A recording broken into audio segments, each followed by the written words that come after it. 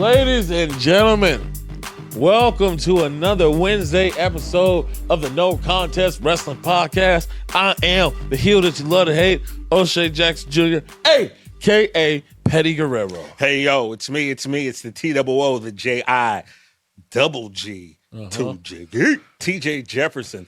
What up, though? Boy, it feel good to be home, man. It feel good to be home. Feel like we've been gone for a minute. I know, man. We weren't really gone for that long. Right, but it felt like it. When I don't get to come here and blow some steam off the next week, it's crazy, right? You know, also, everybody who's looking on YouTube, you are looking at a 35-year-old now. Yeah, happy birthday, my G. You had your birthday while I was gone. I was in Indianapolis last week for the NFL Combine. You busy, man. You know, I got things going on. Yeah. You know, but we were able to drop our episode from Stamford, Connecticut at the WWE HQ for WWE 2K and the Creator Fest. And I'll tell you something, man. It was pretty surreal for us to have the John Cena episode drop on Wednesday. You know. And then to show up in Stamford at HQ the next day with people telling us that they've watched, they consumed, they took in the full 2.5 hour interview, the way the looks we were getting, the accolades, there they go. That's them right there. The congratulations. Yeah, you know, it was amazing. It was amazing. Now, see, people at home, you know how TJ is. This is our balance on the show. He is, you know, our humble giant. But me, we was big dogs around there, baby. We was big dog and all in there. I'm not going to say all that, in there, in the big room. 3 cameras. You see that last episode? We was so HD. It was crazy, dog. You see me out here now? They all laughed at us. Ain't nobody. They all laughed at us. Nobody laughed. Look at us now. I mean, no contest. No contest. Listen, thank you guys, all the support. We here. We missed y'all. And today we're going to do a little recap. Today we got some guests. Yeah, man. We are back in full effect. But we just wanted to really just, you know, a little bit for our February. Like a little pat on the back for our February. Professionally and personally, that was one of the best days that I had, you know, it all set off when we put out the video of the Cena rap, right? Yeah. And it was overwhelmingly positive. Of course, there were a few people who were like, why don't you let John rap, blah, blah, blah. What's food without a little salt? Right. But then as we were doing the show, who comes bouncing in the room but Jacob Fatu? What up, Oos? Yeah. And the first thing he says, yo, I can't believe you and Cena was rapping. Oos, you and him was cracking. And I was like, you really dug it? He was like, hell yeah, that was dope. Mm-hmm. Then Paul Heyman comes in and says I'm not sure, but I think he said he watched the episode with John, which is, I was like, wait, what, excuse me? Yep. Baking powder? Like you watched it with John? It just came out a few hours ago and it was 2.5 hours and you watched the whole thing. And then he complimented me on that. So just from a personal standpoint, if I was even feeling a little bit like, oh, maybe I shouldn't have rapped with John, even though it was my idea and he wouldn't have done it had I not asked him. And apparently he gets asked all the time to do it. And he never does it to the point where his guy, Nikki, comes up to me and said, yo, I cannot believe you got him to rap with you. Even if I had been feeling bad about any of that, the fact that Heyman and Jacob came in immediately and gave me a little flowers, I'll take that as a personal pat on the back. That was cool to hear and to feel. But then the people we got to interview, and I got the list here, you know, it was like a car wash, they call in the business, right? Like speed dating. Yeah. You're in and out. So we got to give a thank you real quick to go ahead. Blake Monroe. And I got to apologize, Blake, and you know why. I'm not telling everybody else why, but she knows I got to apologize. Yeah. Lost in the sauce. Wasn't nothing bad. It wasn't nothing bad. It wasn't nothing crazy. It was, matter of fact, it was probably a little too good. That's why I messed up. But Blake, you know, Drew McIntyre, our guy, the world champ, Tyler Breeze. It was good to see Tyler Breeze, man, and connect with him. Jacob Fatu, Paul Heyman, Obafemi. Us. Yeah, because I would say us. Because thank you. I want to thank you, Tiffy Time. Tiffy Stratton, Triple H, who bopped in during our Chelsea Green interview. That was dope. Yep. Ethan Page, who I got to tell you, kind of hard to dislike Ethan Page, right? Give him all the money. Yeah, if you don't like him, that might be a you problem. Bailey, of course, always. Bailey, always a treat. Always Bailey. Iyo! Iyo! Finally. Finally got that 1-1. I was able to compose myself, people. Yeah. I didn't make a fool out of myself. It was A true very champion. hard. A true champion. Because everyone who if you watch one episode of No Contest, you know a few things. Bro. You know I love Oscar. You know I love me some Iyo. Man, I was proud. I was proud. CM Punk, of course. Yeah. And a guy we'll see a little bit later in this episode. Pepsi Phil. You know, the new Intercontinental Champion, Penta. But, man, it was... Shay, I got to tell you, man, it was like a dream come true. And for you had just been there a few weeks earlier, so you probably felt the same things that I was feeling the first time you went there. Absolutely.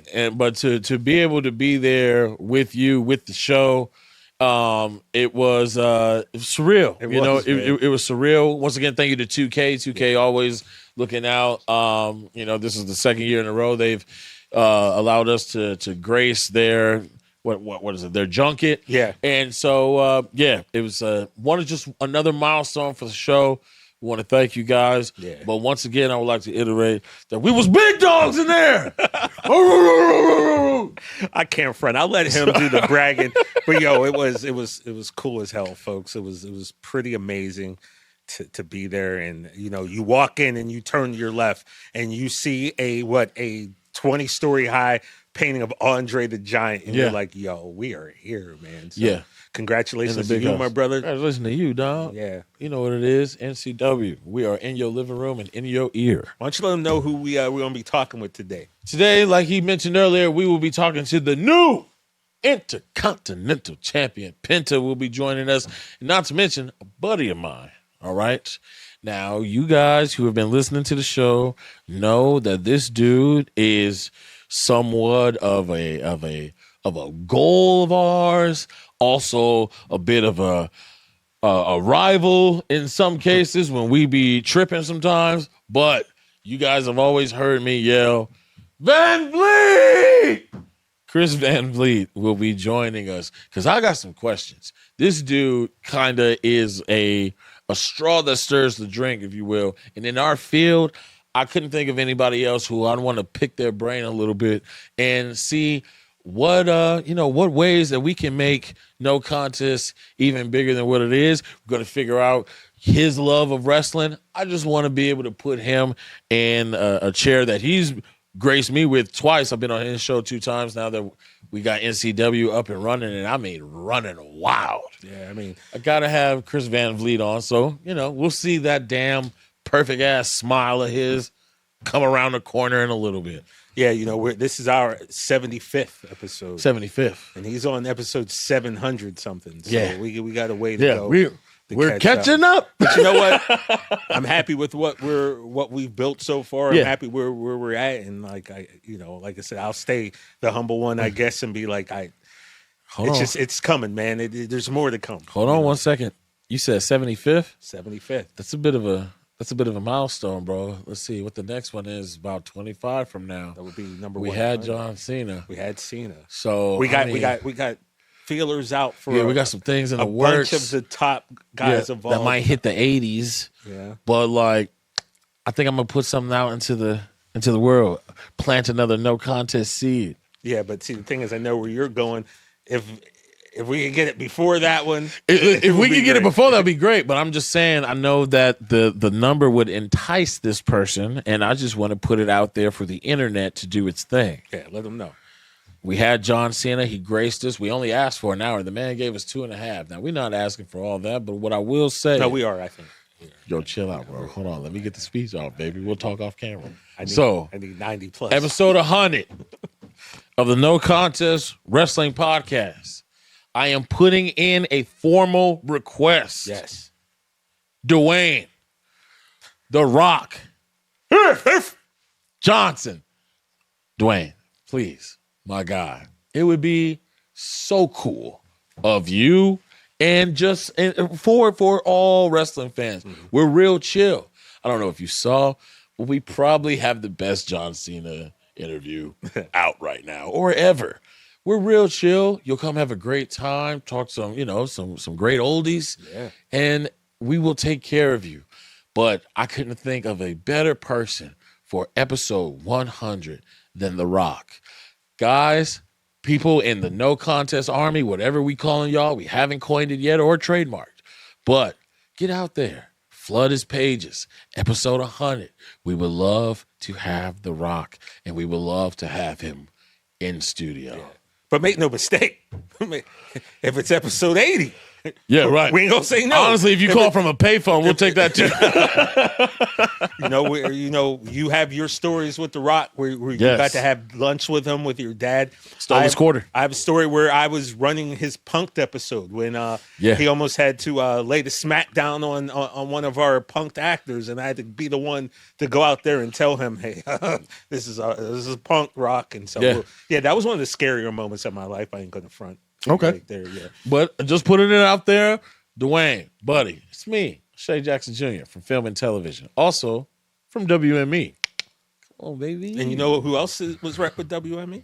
John Cena. Oh. TJ Jefferson. Big Tuna. Recognized. Published author. Right. No big deal. That's what she now, said. I know, Don. I can hear you. I don't have ears in. I can hear you, Don. You're like, get to the wrestling. Yeah. So, we've had some things happen, TJ. Yeah. It's real thick right now. WrestleMania is right around the corner. We got 7 weeks. Yeah. And no PLE in between. No. Yeah, which, I always forget every year. But anyway, so here we are, dude. Elimination Chamber. I feel like we would be remiss if we didn't talk about the biggest of the hard R's. Raquel, bro. You know what? I want to talk about Raquel. Of course you do. When don't you? I just got word that our first guest is ready. Oh, Penta's here? So let's jump into this. Damn. We'll bring Chris out. Then I'll give my flowers. Okay. To Raquel and her MVP performance. All right, let's do it. Penta. Fans of the No Contest Wrestling Podcast. I feel like we just seen our man. We just seen our guy. We just saw him, but there was something that he has now that he didn't have. Then. Yeah, exactly. So, we might as well get right into it. Welcome the new WWE Intercontinental Champion, the fearless one himself, Penta. Welcome back to the No Contest Hey, my Wrestling man, how are you? How Settle me, guys. you? And you know what? What's I that? have something special for you guys. Oh, yeah? What is that? Let me show you. Go ahead. That was it. Oh, it's so my bright. God. So bright. Oh, the light's just glistening. Congratulations. Congratulations, man. Finally, is my shoulder. Absolutely. Now, Well deserved, man. Penta, Well deserved. we gotta Thank ask, you, man. guys. Thank you so much. I appreciate you guys. Yeah, we gotta ask because you've had a bit of a journey. You spoke to us about how your wrestling journey started, and get into the WWE, and you've been going after that title for a while. So, what did it feel like to finally, when you got back home or to your hotel and you laid your head on the pillow as Intercontinental Champion of the world? Man, the first thing was crazy, but at the same time, I feel like the emotion fixes because it's some very special for me. But the most important thing, I want to say thank you. Thank you to my family. Thank you to my friends. Thank you to my company. And thank you to everyone who believed in me, because this is very important. And thank you to myself, because I believe in me every single day to achieve this title, man. It's like 20 years, the hard work, 20 years of the sacrifice. But now this title represents all these people who never give up, because Penta represent all those people. Penta represent the dreamers. Penta represent the fighters of the real life, Yeah. So that's why I feel so glad, because finally, though these old people who believe in me is like finally Penta growing up, and finally Penta achieved the title. I think this is the most important thing, because this title is not just for Penta, it's for all those people, man. That's awesome, Now, bro. we know, obviously, we know your brothers there with WWE as well, but what about your other family members? Did you get a bunch of messages after you won the title, man? Yeah, bro. A lot of messages for my friends, from family and fans and Instagram and everything. I want to say thank you for everyone. So, but the most important thing right now, start the new era in WWE, because now Intercontinental Champion. Yes. I mentioned before, when I come to WWE, I want to conquer everything. This is only the first step, Yes. but this is the first step, man. It's really, really appreciate everything, but in my mind is okay. This title is only the first step. I'm ready for the next step.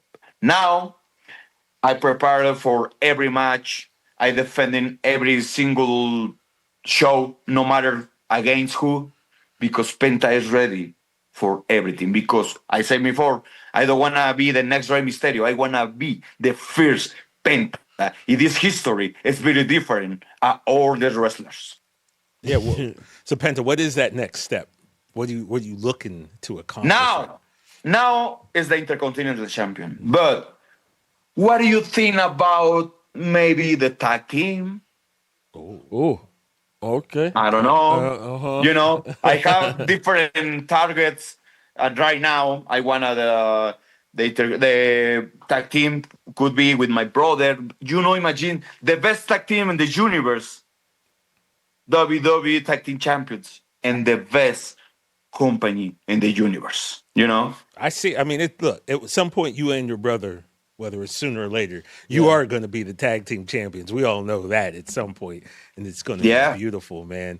But right now, you got this belt, and it's amazing. When you made your debut, we saw your family ringside, and we saw how emotional your daughter was to see her father up there. What was it like when you were able to take that title home and show it to the family, man? What was that? Let me tell you something. Last night when I arrived to Mexico, so my family come with pick me up in the airport. And when I got to my home, I opened the door. The fucking Mexican band started singing. All my family is here in my home. Like big surprise for me. And actually, my my parents come to my home. Oh, my other brother, because I have other small brother. So it was very special because it was big surprise for me. So I'm very glad, man. So I wanna say thank you, God. Thank you for everything around my life. But now I stay for that was yesterday. But now I am focused. What is the next for Penta? For example, WrestleMania. I wanna defend my title in WrestleMania. Why not? Of course. Because Las Vegas is the good places for Penta. So I have in my mind now. I start preparing 200% more, because now the responsibility I have is this title. This title represent all those people who never give up. I tell you. So that's why Penta right now I need improve 200%. Right. Almost like the hard work is going to start now. Now that you got there, now the work's got to really kick in. That's You correct. see a lot of people, once they reach the top, or what they see as the top at that time in their life, they get satisfied. If you don't make yourself better, the next man will. They'll come and get you, and they'll come and get for that title. Now, you brought up WrestleMania, and the last time we spoke to you, we it was a little bit of crunch time, so I didn't get to ask you this, but the year prior, you got to be at your first WrestleMania. What was that like, coming down and at the biggest stage of them all? What was going through your head? How did it feel in your body? Talk to us about walking down the ramp at WrestleMania for the first time. I wanted to be honest with you. Obviously, with nervous, obviously, but to be honest, when I heard my son, like the nervous, no more for Penta. Penta, I wanna beat no matter who is in the ring. Because I feel this energy when I saw everyone there. It's like, wow. But at the same time, it's like in my mind, it's like, this is Penta. This is the best place for Penta. No matter what, tonight I will be win. So in my mind is every match. Sometimes Penta loss or sometimes Penta win, but finally in my mind is always I try win. I think this is the most important, because for Penta is the most important believe in myself, you know? Right. And you talked about your music hitting. Yeah. You got one of the coolest pyros I've ever seen, Yeah, dude. ever. Do you realize how cool your fire is, man? The spinning and all that. It's amazing. So, like, what kind of went into that? You know, whose idea was all of that?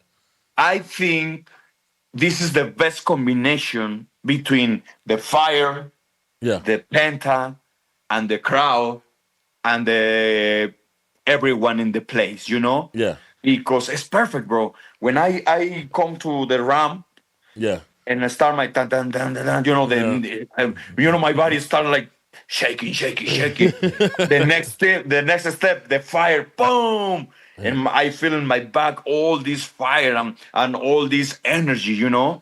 And the most important thing is because is my entrance is 100% Triple H idea. Okay. So, Okay. bro, Triple H is one wrestler and he understands other wrestlers, you know. This is the most important for me because when you can accept some advice for someone, but this person was the greatest in all time, you know. Right. Okay, I stay tuned. Everything he say, and the most example is my entrance, you know. Yeah. Were you surprised, Penta? Because I remember O'Shea and I were both in the Intuit Dome last January the 6th when Raw and Netflix first did Yeah. their first show. And for a split second, your logo popped up on one of the screens and it was super quick. I think I think somebody popped it up there on accident because it didn't show up that night. It was the next week, I believe. But there was a rumble in the crowd. Like I know I saw it and I was like, Yeah. yo. The eyes. Yeah, Man. okay. So Yeah. when you made your debut up to today, or were you shocked at how popular, at how over you were with the fans when you first made your WWE appearance? Definitely, brother. Definitely. The change when I made my debut in WWE basically changed my life Okay. and different things. So, but I think when I made my debut was the best turn point on my career and professional career and my real life, you know. So, but in that moment I understood what is my purpose here in WWE. You know, my purpose in WWE is like I want to conquer everything, no matter what, no matter against who, no matter how long, no matter nothing. Penta is here in WWE for everything, bro. And this kind of stuff, like when my family is in the first row, my debut, everything, these things I save in my heart and in my mind and put in the ring every single match. Now, Like that. your you know, we've seen in wrestling brothers, you know, just throughout generations, whether that be Bret and you know Bret Hart and Owen Hart, and, you know, the Hardy Wow. Boys, Usos, Steiners. and, yeah, the Harley Steiners. Now, you know, we are, you know, we've been real cool with the Fatus, you know, the Usos. So it's we remember when they split. Now, you and your brother aren't necessarily split, but you're on two different brands. Now, we all, you know, you're very family oriented, so we know you guys are still speaking to each other all the time. But Yeah. is there, you know, do you miss pulling up to work with your brother and just everything that it goes into preparing with your brother? Well, you know, what's been going through your mind during this solo run? Bro, you know something? One of my dream matches in WWE is like Usos against Lucha Bros. Oh, yeah. Oh my! Take my money. Take it right You now. can imagine that? Take it. I got like Yeah. $5 on me, but you have it. Oh Yeah. Actually, last week I saw my brother in Chicago, you know, for yeah. the Elimination Chamber. And we are talking about this. Like, hey, bro, what do you think, bro? What is the best rival for us? And we are agree. Yeah, Usos. oh my goodness! Let's do it. Let's do it. Yeah, we got You to figure know, that out. but I don't know. I don't know when. I don't know how long. But Right? I'm sure that we will happen. You know, Has to happen. because Has to bro, happen. Lucha Bros against Usos. Oh, forget about it. Yeah. Oh, it would be Man, crazy. explode my mind, Right. But now I stay focused and defend this beautiful title, no matter what. Yeah. Could be Americano 1, Americano 2, Americano 3, whatever Americanos we have. I don't know. I don't know how many Americanos we have now in WWE, but no matter. Could be even if the stupid dumb one of the rematch. I'm ready. No problem. I'm ready because this title stay here on my shoulder for years, no matter what. How does it feel? Because we know how much Ray is your hero. You know how much you love Rey Mysterio. I think Rey Mysterio is very glad because I did Dom. Right? I was going to ask you, how do you feel beating Dom? Check it out this. Dom is a fake Mexican. Oh my God! It's a fake son. No. It's a fake husband. It's a fake friend. It's a fake wrestler. Oh no, bro! A fake Mexican. Oh no! So you saw the mustache? You see the Let me hair? I don't know. Where from is the Dom passport? Oh my goodness! Where's it? Where's his passport? I mean, San Diego, California, United States. It's blue. It's blue. From Ecatepec, real hood, Mexico, brother. This is the difference between him and I. Listen, man, I got to stay out of international waters right now. Bro. we ain't trying to start nothing, but it just hit me now, Penta. You named a bunch of people. What if you go into work one day and a contract is laid out in front of you, and you go to sign it, and you happen to see the name going against you is Phoenix, Ray. Ooh. What do you do? What happens? Yeah, bro. It's very special for me right now because I know my brother is in SmackDown. He start to build his career, later by later. But I'm sure, I feel in my heart, when the Lucha Bros together again, bro, the world will be crazy. I'm sure that. But for right now, I'm focusing this, and my brother stay focused in SmackDown for different things. Yeah. But when the Lucha Bros happen again, bro, believe in me. Yeah. You believe in me. Yes. I'm sure what happened there. And the thing is, now that you guys are doing your own things, when that Penta star is up here and then Ray gets up here, when they finally get together, man. Wow. Like the Wonder Twins. Yeah, it's wow, man. It'll be unfair. Look at this. Goosebumps. I imagine just, Absolutely. I thought you guys. I was at the Royal Rumble. I was like, oh wait, I might see them. Yeah. I might see them in the ring, and then just missed each other. It was so Bro, I always say the same. For me, and my personal opinion, my brother is one of the best luchador in the world because he is very spectacular. He is like 7 years older than me. Oh, sorry, younger than me. That's why he is like faster. When I saw my brother matches, it's like, wow, it's incredible. This guy is like, for me, is the best luchador in the world, bro. It's an honor for me. Could be tag team with my brother again. Right. So now that you're Intercontinental Champion, what can we expect from Penta as champion? Everything, bro. Everything is possible for me because, bro, I prefer thinking in the most far. Like, no matter what, this is only the first step. It's okay. I enjoy. I love this title, and defend with my life is necessary. But I wanna be the champion. Yeah. But the heavyweight champion in WWE. Oh, yes. Dream high. This is in my mind. I started well, but I know I can improve every single match. That's a stepping stone right there from the IC title traditionally. Yeah. You put that on the Gotta worker. get the big one. And then that takes you up to the next level. TJ, did you know that he's done everything that he's been doing with a torn bicep? What? Your bicep.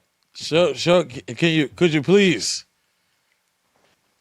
Bro, that thing is Let Tell me him the do story, this. please. Let me check this. Please. Tell him You, the story of you this can bicep. see the hole there. Yeah. Yeah, so we see it. Yeah. Oh, wow. This is the difference. The other bicep. When did this Yeah. happen? How did this happen? This injury was like maybe I don't remember exactly 4 5 years ago, something like that. I don't remember who gave me a kick, Oh, one kick in my chest, but broke. Basically, he broke me the tendon from the shoulder to the Oh. base bicep, and bro, it's so hard. But you know, How's it feel? and this is the shoulder for the last injury. You remember that like a couple months ago. Yeah. I don't know. You can see her Just that little bump in there. Yeah. oh man. How's it feeling like on a day-to-day basis? now. No matter, I'm fucking glad because the goal is on my shoulder, brother. Yes, sir. Because the goal is in Mexico right now. No matter what happened with my body, I don't care. This is the most important Can you thing. imagine if the man had a full bicep? What he could do? He'd be heavyweight champion. Oh my God. No matter what, bro. You know for something? Because when I come to the ring every single match, I'm ready for that. No matter what. This is my mentality. No matter what, I need improve every match. I need win this match. And this one is on my shoulder right now. This is the result. Because this title is the result of a lot of sacrifice. This title is the result to a lot of hard work, brother. But the most important thing, this title is the result when you believe in yourself every single day. This is the result, brother. Penta, I know when we, of course, we're going to have you back on No Contest Wrestling at some point because, there's so much we want to do a deep dive with you about. But just have a question.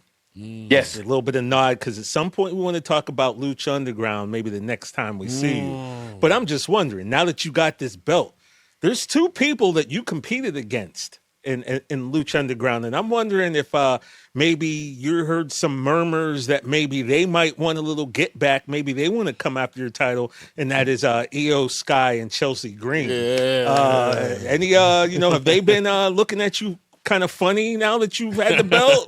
No. Always I saw that match with all my respect because it was different chapter in my career. Yeah. So basically, I enjoy every single match in Lucha Underground. For to be honest, Lucha Underground was my high school in this business, brother. Oh my God, that's pretty good high school. Yeah, because there I learned everything about the cameras. There I learning about the times, the timing in the match. This is special thing when now it's very important in every match to Penta. So, but why not? I don't know. It is possible, but Penta's ready for everything. Penta's ready for maybe other match against Chelsea or Iyo Sky or maybe Rey Mysterio. You remember with Rey, even with my brother. Oh, why not? I don't know. It's possible, but imaginemos different things.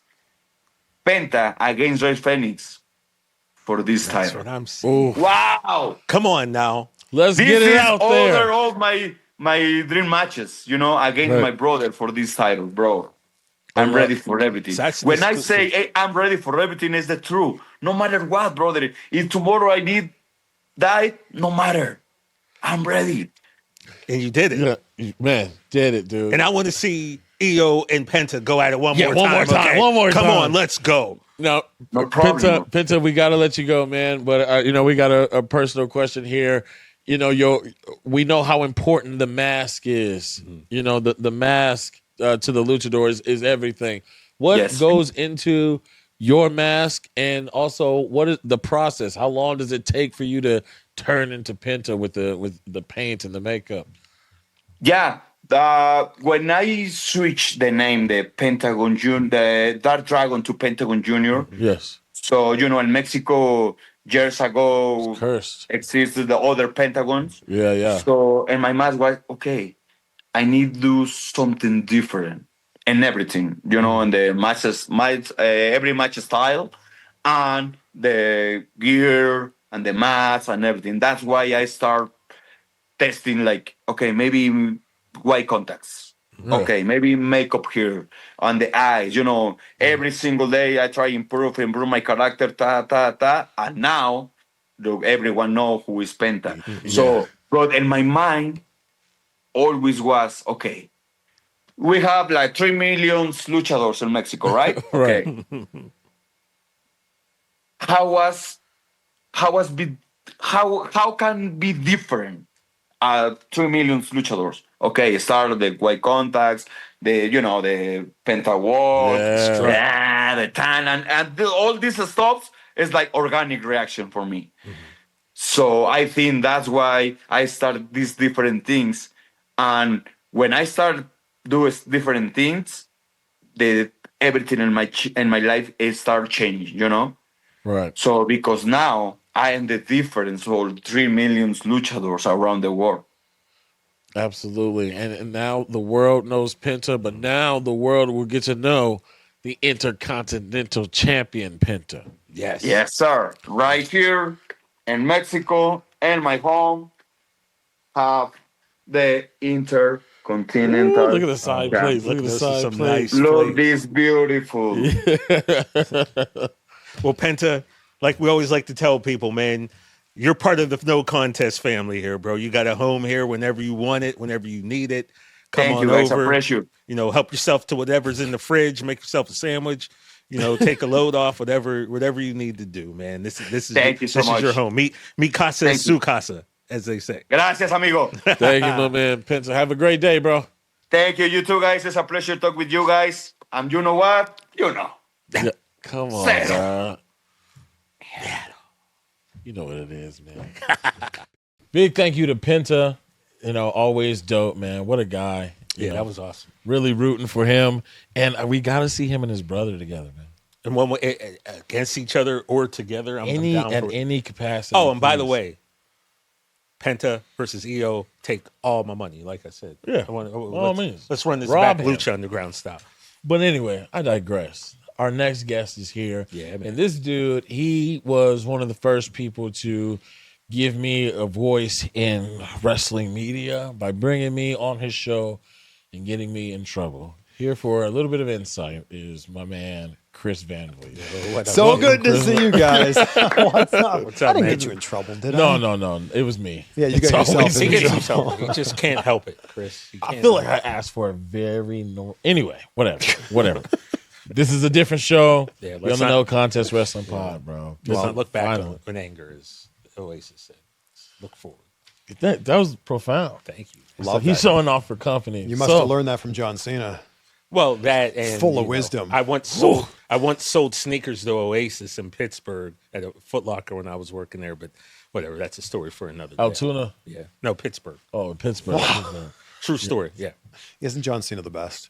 Dude, Man. John Cena is more than advertised. You Yes. hear all the stories, but when you see him and you're like, yep, head to toe, sharp. Yep. And that first handshake, Yes. you're like, yeah, okay, he's real. Because our thought was, you think I'll wear a suit today? Because we're pretty casual. And He'll wear a suit. He's wearing Yeah. a suit for sure. Yeah, you guys try to outsuit each other. I was told he was going to arrive at 1:30, and I was told he'll likely be half an hour early. Yep. What? Yeah. He's on that Tom Coughlin time. Whoa. Tom Coughlin time, rather. That was... I got him right before his last match. You got him, so you were able to look at everything in the rearview mirror, which was so cool. But man, how can you not respect the career that he's had? Yeah. Unbelievable. Yeah, man. And it was cool. He did the same thing to me that he did to you guys.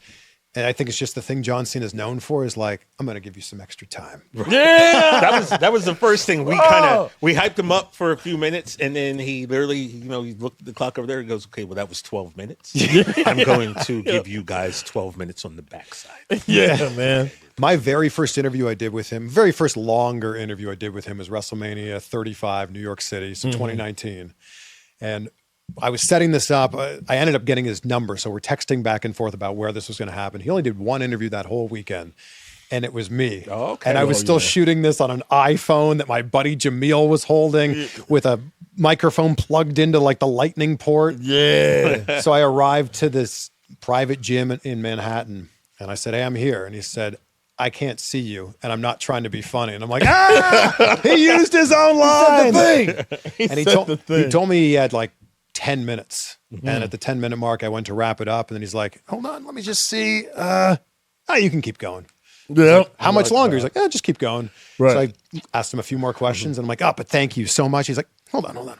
Yeah, ask me another question. Right. And he just kept extending it, And I'm like, man, what a guy. Right. I think there's a part of him that sees, because when we conduct interviews, we want to make sure that I've been interviewed a bunch of times. I know what it's like to be on some junket or just on an interview randomly and just it just feels like work. The more we can make them feel like, number one, we appreciate what you do. Yeah. We're hanging off of every word that you're telling us, and we're actually having a conversation. Time goes away. Yes. And there's so many people that are in the comments of that John Cena episode that are just like, man, that was 2.5. Yeah. You know, it just breezes by. And I think they're looking for that. Yeah. And especially now with superstars they're in new forms of media now. They're going on shows that they probably have never even thrown a wrestler at, in however long, since the 90s or anything like that, being on this big stage. So they're dealing with a bunch of people who don't know how to speak to a wrestler quite yet. And so when they finally, one of us, then that's the feel we want to They get. can tell, I believe, Oh, and I think there's such a big difference between like an interview and a conversation. And in our everyday lives, you are not doing interviews. Like a job interview, maybe. God forbid, a police interview. But like interviews are pretty rare. Conversations are common. Yeah. And I think when people start to think about these as interviews with a capital I, it starts to freak them out of like the idea of like, I'm going to ask a question and they're going to answer. And as they're answering, I'm going to think about what the next question is. And you're not present. Yeah. If we went out for a beer right now, we would just be in the moment chatting. Yeah. Right. You wouldn't be thinking about like the list of questions. And I wrote this as question number 2. Okay, what I'm going to ask that one next.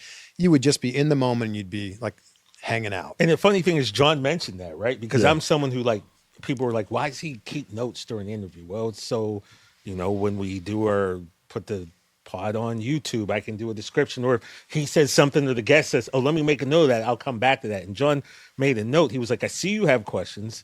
I see that you note the questions. He goes, but you're not married to the list. He goes, and it was just like, wow, you really picked up on the fact that I do. And I'm sitting here trying to write stuff down. And he goes, but I see that. And I see though that you're able to go with the flow is essentially what he was saying. And, sometimes people go, well, you cut somebody off when they're talking, but we conversate. When you're sitting around chopping it up, you're going to speak over one of another or each other at some point, because that's just how conversations go. You're going to say something that's going to hype me up, or I'm going to say, and so it's how we look at it. Man. I don't like to say interview. I like to say, we're just chopping it up. Chopping it. And what we've been able to do lately, because I've looked at and I want to ask you this afterwards, but I've looked at our first couple of episodes. Yeah. We are different guys. Sure. Our flow is different. I remember coming in early, while Rich Eisen is still doing his show, and going up to TJ like, all right, I asked this, and this, just to make sure we don't have similar questions and things like that. Now we don't even do that. We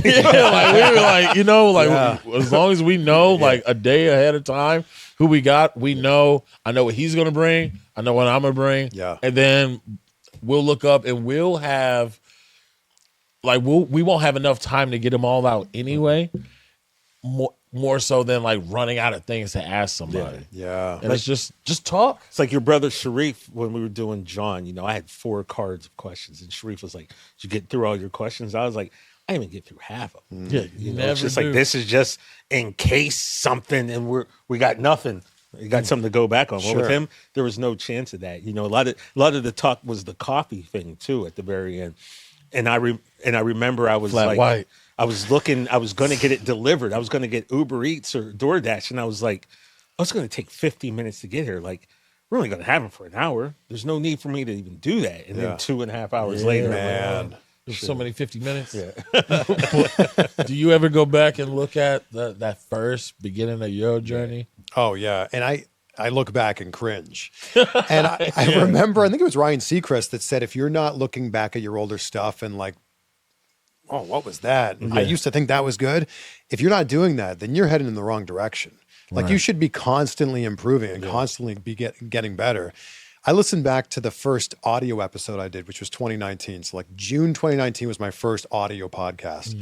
I listen back to it now and I'm like, it's pretty not good. Like, This is pretty. please not don't good. go and listen to it. And I always like give this piece of advice for people that like, if you're looking to start a podcast, YouTube channel, content creation, whatever happens to be, just start.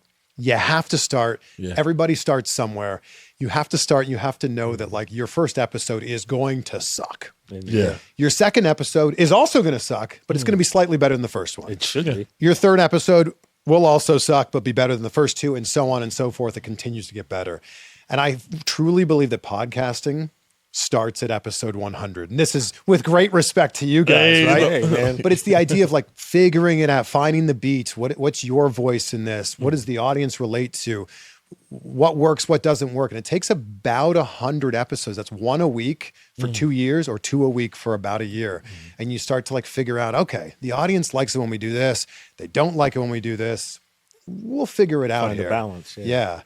Do you remember the very first interview that we did for Long Shot? Oh yeah, dude. That was 2019, right? Yeah, yeah. That's when I was just like still trying to. Long Shot, I believe, is my fourth movie ever. You were paired with Seth Rogen. Yeah, Seth Rogen. It was in Miami. Yeah, And I yeah. had like a 4-minute interview with you or something. Yeah, dude. Back at like there's a What, there's a tell us photo. what Long Shot, what's that about? Long Shot, and I was like, first of all, you couldn't tell me nothing after I booked this movie. It was Seth Rogen, Charlize Theron, and Charlize plays a political candidate, and she has a chance to be the first female president. I had a running joke that she was going to be the first African American female president, but like people did not think that was as funny as I did. I thought that's Yeah. pretty funny. Black people were like, "Hey, man, hold on." But yeah, so my buddy Seth, he plays like he's one of those political journalists who is very opinionated, very on one side, and just hates Republicans. I'm gonna just put it out there. And he loses his job. Come to find out, Charlize is his old babysitter. They run into each other at a party. I'm the guy that brings him to the party, who just happens to be his black billionaire best friend. And and then love ensues. And you got to see the movie. I mean, I saw the movie. I just figured there might But be some people I out there. crushed that movie. It's like we're back at the junket. This is Yeah, and that was the first time That And you then guys met? And then little did we sure know, he doesn't remember. You Li- did no, probably bro. 50 interviews that I day. was, bro, I'm stressed as hell. It's my fourth movie ever. Like I was scared to death during those first, like you said, those first couple of times in the beginning of my career as far as films. After Straight Outta Compton, I'm out on my own. So it's just like every movie that I had a hand in, I put so much pressure on myself to like, this has to be great because my first movie was over $200 million movie. Yeah, you Sure. did. And it was like, And you're playing your dad. yeah, like it hit so many. It was like my first dunk ever was between the legs from the 3-point line. And I've been trying to dunk from there ever since. And it just doesn't work like that. You just have to constantly, whatever you get, you have to snowball it Sure. until it gets better. Little didn't, we know we're just two wrestling nerds who won't talk about wrestling just yet. Yeah. Just yet. Yeah. But little do we Look know, at us man. now. Look at us. You know, we're on our 75th episode, and you're on your 700. Yeah, where are you at now? 885. 885. Who's counting? Well, we are Come on, 885. dog. But let's go back to the start, man. When did when did little Chris find himself sitting in front of the TV? Just- 885 is Yeah, fucking that's- gross. That's pretty insane, man. Whoa. 800. Maybe podcasting starts at 1,000 episodes. Right. 885. I remember learning about wrestling and like being introduced to it. It was like early 90s, so I would have been like 9-10 years old.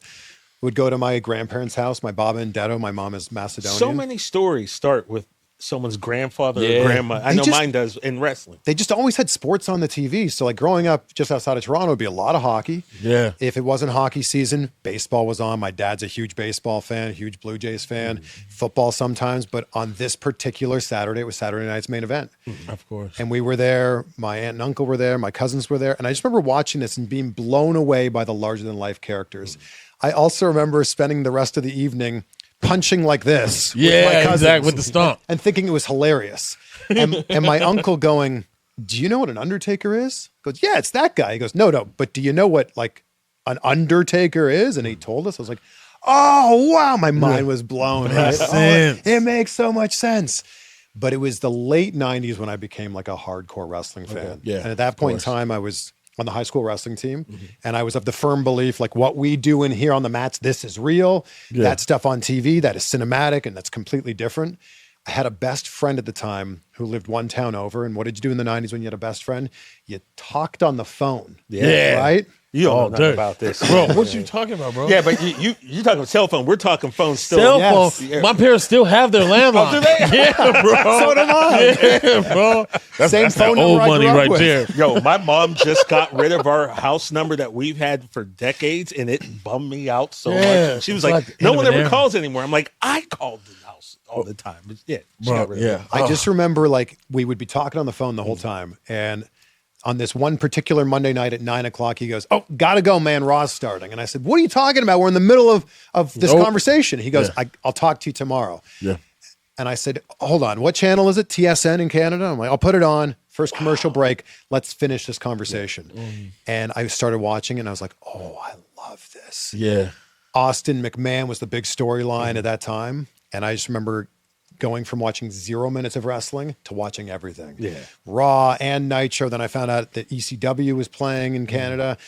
I watched it all. And I went from like 0 to 100 like right away. And I was like immediately a wrestling fan to the point where I would see people in my high school wearing an Austin 316 shirt, a DX shirt. And I'm like, did we just become best friends? Yeah, exactly. Yeah, that's how it Exactly. happened. And then it quickly snowballed into I was a backyard wrestler like a year later.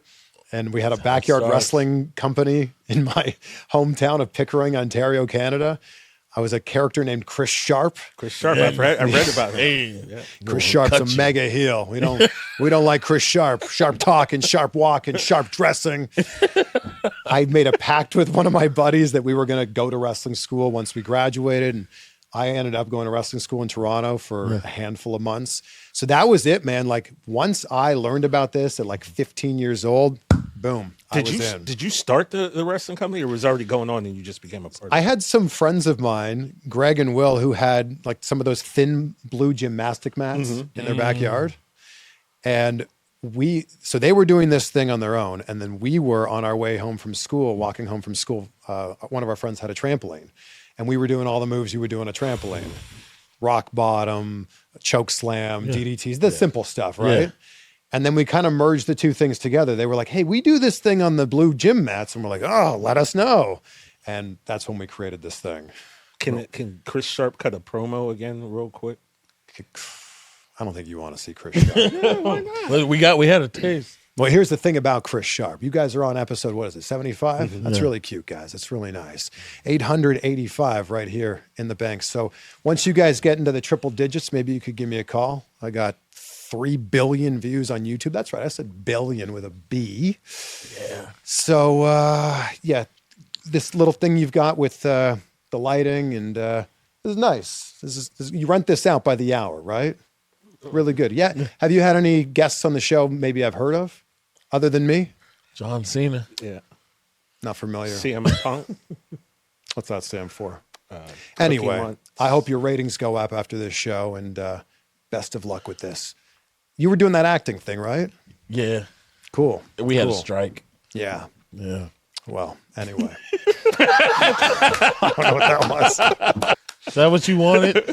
Yes. I remember, I remember freak. cutting this. I remember cutting Yes, this yes. backyard wrestling promo, like chewing gum in my neighbor's driveway. Yeah. And like we had our one friend we called him Mikey Slice. That was his wrestling interviewer name. Okay. Slice. Mikey Slice. Pretty good name, right? Yeah, not bad. And he asked me a question, and I'm like, how about I ask the questions around here? What was going through your mind when you asked the barber, could you please cut my hair like a 12-year-old girl? Oh. And then I cut this dumb promo, chewing gum. You know what you gave me there a little bit? A little Corey Graves for a little bit, yeah. Just a little Corey Graves right there for a second. I feel like, bro, there's been sometimes where Corey has been at that table, and I'm like, I love this dude. Like he's like quick as a whip, so talented, man. You know, I know it must be hard for somebody who like had an idea where they wanted to go, having a shift, but then being so good. Yeah, I mean, you can't be mad at it. Man, you know? I remember The Rock said something in an interview I did with him. He said, sometimes the best things in life are the things that don't happen. Right. Oh, man, he's a prime example. Right. Like his goal, his dream was to play in the NFL. Yeah. He didn't accomplish it. Yeah. Life threw him a curveball, and he took it and ran with it. And like, look what it's turned out to be for him. Although Corey Graves said years ago he was trying to get cleared to wrestle. Right. Yeah, we thought for a while that maybe something. So I wonder if he got cleared just for his own knowledge of like, okay, I'm good to go. Or, you know, maybe he still hasn't been cleared yet. I don't know, but it's just to have it. I wonder. Yeah. You never know. Yeah. Yeah, because Corey Graves, for those who don't know, man, he looked like he was going to be a star, you know, and I don't think there's any reason to think it wouldn't have happened, but so talented at color, so talented at play-by-play, man, like on point. So good. When they had when they first got the AAA deal, that first show, with he and Corey ran the world, bro. Without Corey, that show is way different. He was on that microphone saving lives. Yeah. I mean, I remember Conan was with him, right? And people were like, didn't love some of the things Conan said, but I thought Conan and he together really painted just an incredible picture. And Conan was, it was times where Conan was impressed, like, yeah. You be watching? Like, yeah, I'm locked in, bro. Shout out to Corey. Who now, Corey Graves, if I'm not mistaken, he's teaching some type of journalism class at Point Park University in Pittsburgh, where I went to college. So I believe he's doing that because, you know, he's from Pittsburgh. Oh, well, perfect guy to be teaching. You know everybody from Pittsburgh, and I respect that so much because, like, it's a bird. LA is not like I don't even know who really from here. Like, you know, a lot of people be like, yeah, I kind of moved here from Arizona, and like a lot of people claim LA. Yeah. So like, I respect that, Pittsburgh. You know, that's y'all want. It's not like I know the man. I just know, you know. You just got a list, inventory. I know. Now, Chris, I know things. I need to know, man. All right, because we're talking about fandom and everything, and you know, when you was officially locked into your fandom in the late '90s. So I need to know if you remember at least one of the first times where wrestling broke your heart. That's such a great question. Thank you, man. It's from our first episode. I think WrestleMania 30. I was there. Ooh, okay. I don't know if this is the first time wrestling broke my heart, but I will never forget how quiet it was. One Undertaker lost. We thought it was a mistake. Yeah. Everybody did. Right. But I remember being there and like at this point in Undertaker's career, it's just like, well, we know he's going to win. Yeah, let him do his thing. How's he going to win? Like, how many false finishes are we going to see? Yeah. How many times is someone going to kick out of the last ride or the tombstone or whatever the case may be? But like, Taker's going to win. Like, I thought for sure he would retire with the streak, whatever it would be, 26-0, 30-0, whatever. The ultimate belt. But it was 1, 2, 3, and we all went. And I was going to WrestleMania at that time with a few buddies. Like, it was a trip every single year. Yeah. And one of my buddies, Jason's not really a wrestling fan. And he's like, was that supposed to happen? Right. And I'm like, I don't think so. Like, no. he's looking to the experts like, somebody please tell me this is okay. It was so quiet. I don't even watch this. Don't feel right. Yeah, right. And then, I don't know if you remember, but there was a long pause. There was a pause. Then they hit dun, dun, dun, dun, dun. And we're like, oh. Yeah. And then Heyman and Lesnar. Oh, my God. Heyman's reaction, the reaction to the people ringside, like the guy who's just. Then they put up 21-1 on the Tron, and we went, they had a graphic oh, ready. Yeah. But even at that, remember the graphic didn't pop up right away. No. So all these things are making, like I was sitting in my garage watching this thing and it happened, and I was convinced that my feed glitched or something. Yeah. I was like, okay, did it stop? Because I feel like I missed something. And then I rewound it. I was like, oh no, that really that just happened. It was just sheer surprise. I just didn't think it was possible. Raw. Just yes. And that was a night filled with a ton of surprises as it was. Like the way that the Mania 30 kicked off with Hulk Hogan going out there, and then Austin comes out, and then nobody thought Rock would be there. And it's like, we got 3 legends in the ring at once. This is amazing. 30. I also think that nobody thought it would end with Daniel Bryan winning the championship. Like, what a feel-good way to head home. Amazing. Yeah, a lot of surprises on every end of the spectrum. Yeah, but like, I know it's just such a nasty taste in your mouth. It's because you remember, like, you might be watching back, let me put 30 on, and then it's like, oh, wait. Oh, I remember what this one is. Like, there's been a lot of WrestleManias where, like, I'll put them on and be like, which one is this? Which one is this? And then there's a moment where I'm like, but as soon as I see that like purple gold, I'm like, I don't want to watch this one. I would rather not. And it's crazy. Like you said, everything goes so quiet. Yeah. And it's like, I always see on Twitter, because people are always looking for like canon moments in life when everything went to shit. Yeah. Like I always say when Steve Irwin, the Crocodile Hunter, may rest in peace, when he passed away, I feel like my life just went to hell. Like everything just started tripping. That's one of those moments, dude. When Undertaker lost, it was like everything that I understand the world to be flips. Yeah. Someone asked me on the podcast, like, can you give me like the top 10 like biggest WWE moments? And I was funny. I was going through the list, and a lot of them didn't happen inside the ring. A lot of them are just like WWE Network was a huge one. Yeah. WWE buying WCW, another big one. Like a lot of moments were like big things like that. But Undertaker's streak ending was one of those inflection points where you're like, okay, like there's life before that and life after it. To this day, I still struggle. Was that the right move or not? Yeah. Because if you ask me on a Monday, Wednesday, or Thursday, I'd be like, absolutely. You ask me on a Tuesday or a Friday, I might go, nah, that was the dumbest. I still think it wasn't the right move. Really? And look, I'm not saying the streak didn't need to end, but Brock Lesnar didn't need that. No. Brock Lesnar was a made man. But he didn't that- need anything else to get over. Didn't that kind of solidify Brock, though, as that final He boss? was already solidified. Yeah, Scared to but death of him anyway. yeah, but I don't know, man. I kind of feel like I said, It took him depends to on a the spot day. you didn't know that you That- could see him in. Sure. I think, so if you ask me today, I'm like, yeah. I completely agree with that. It's funny that like this idea was originally pitched to Edge, and Edge was like, nope, not happening. Nope, no thank about you. to put that on me. But No then when way. when there was also this idea floated that it would go to Bray Wyatt, it's like, that's a passing of the torch moment. Yeah. Yes. Oh man, rest in peace, dude. Absolutely. Actually, the episode where I got in trouble on your show, I was wearing a Bray shirt. Oh, were you? Yeah, man. Yeah, I mean, if we're gonna dip into Bray real quick, I have said this on Twitter years ago, and I'm sure if you search it, you can find it. I was the #1 Husky Harris fan, and like I loved Husky Harris, NXT.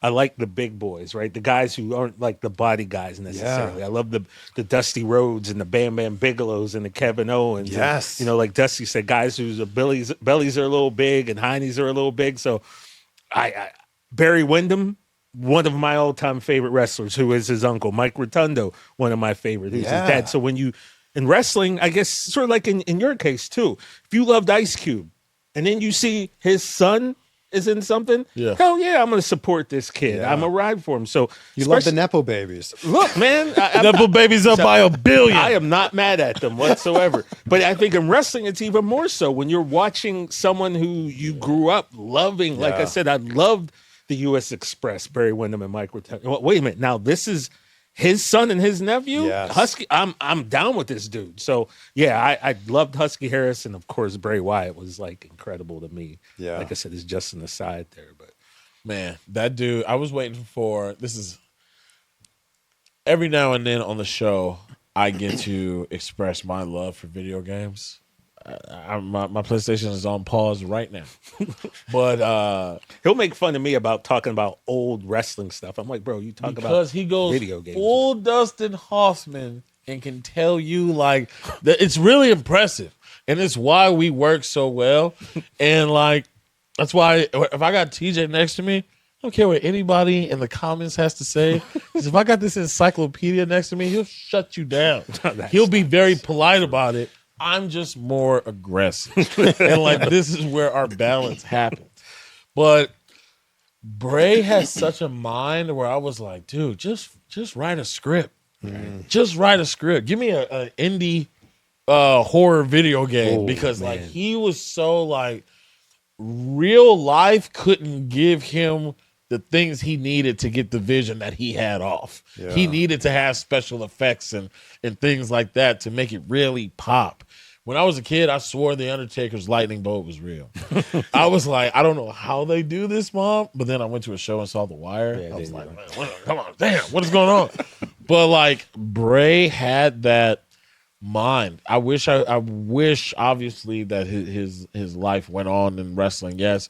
But when he would have started getting into that producing side, there would have been some scary stuff going on, dude. Yeah. Oh, The Fiend. The Fiend. How do you feel about The Fiend? I love The Fiend. I love The Fiend. As long as we take out that Hell in a Cell match. Yes. Everything else I love. Yeah. It's like, not his fault, not Seth's fault. They put the title on him too fast for me. I like too fast. You got something that can't be beaten.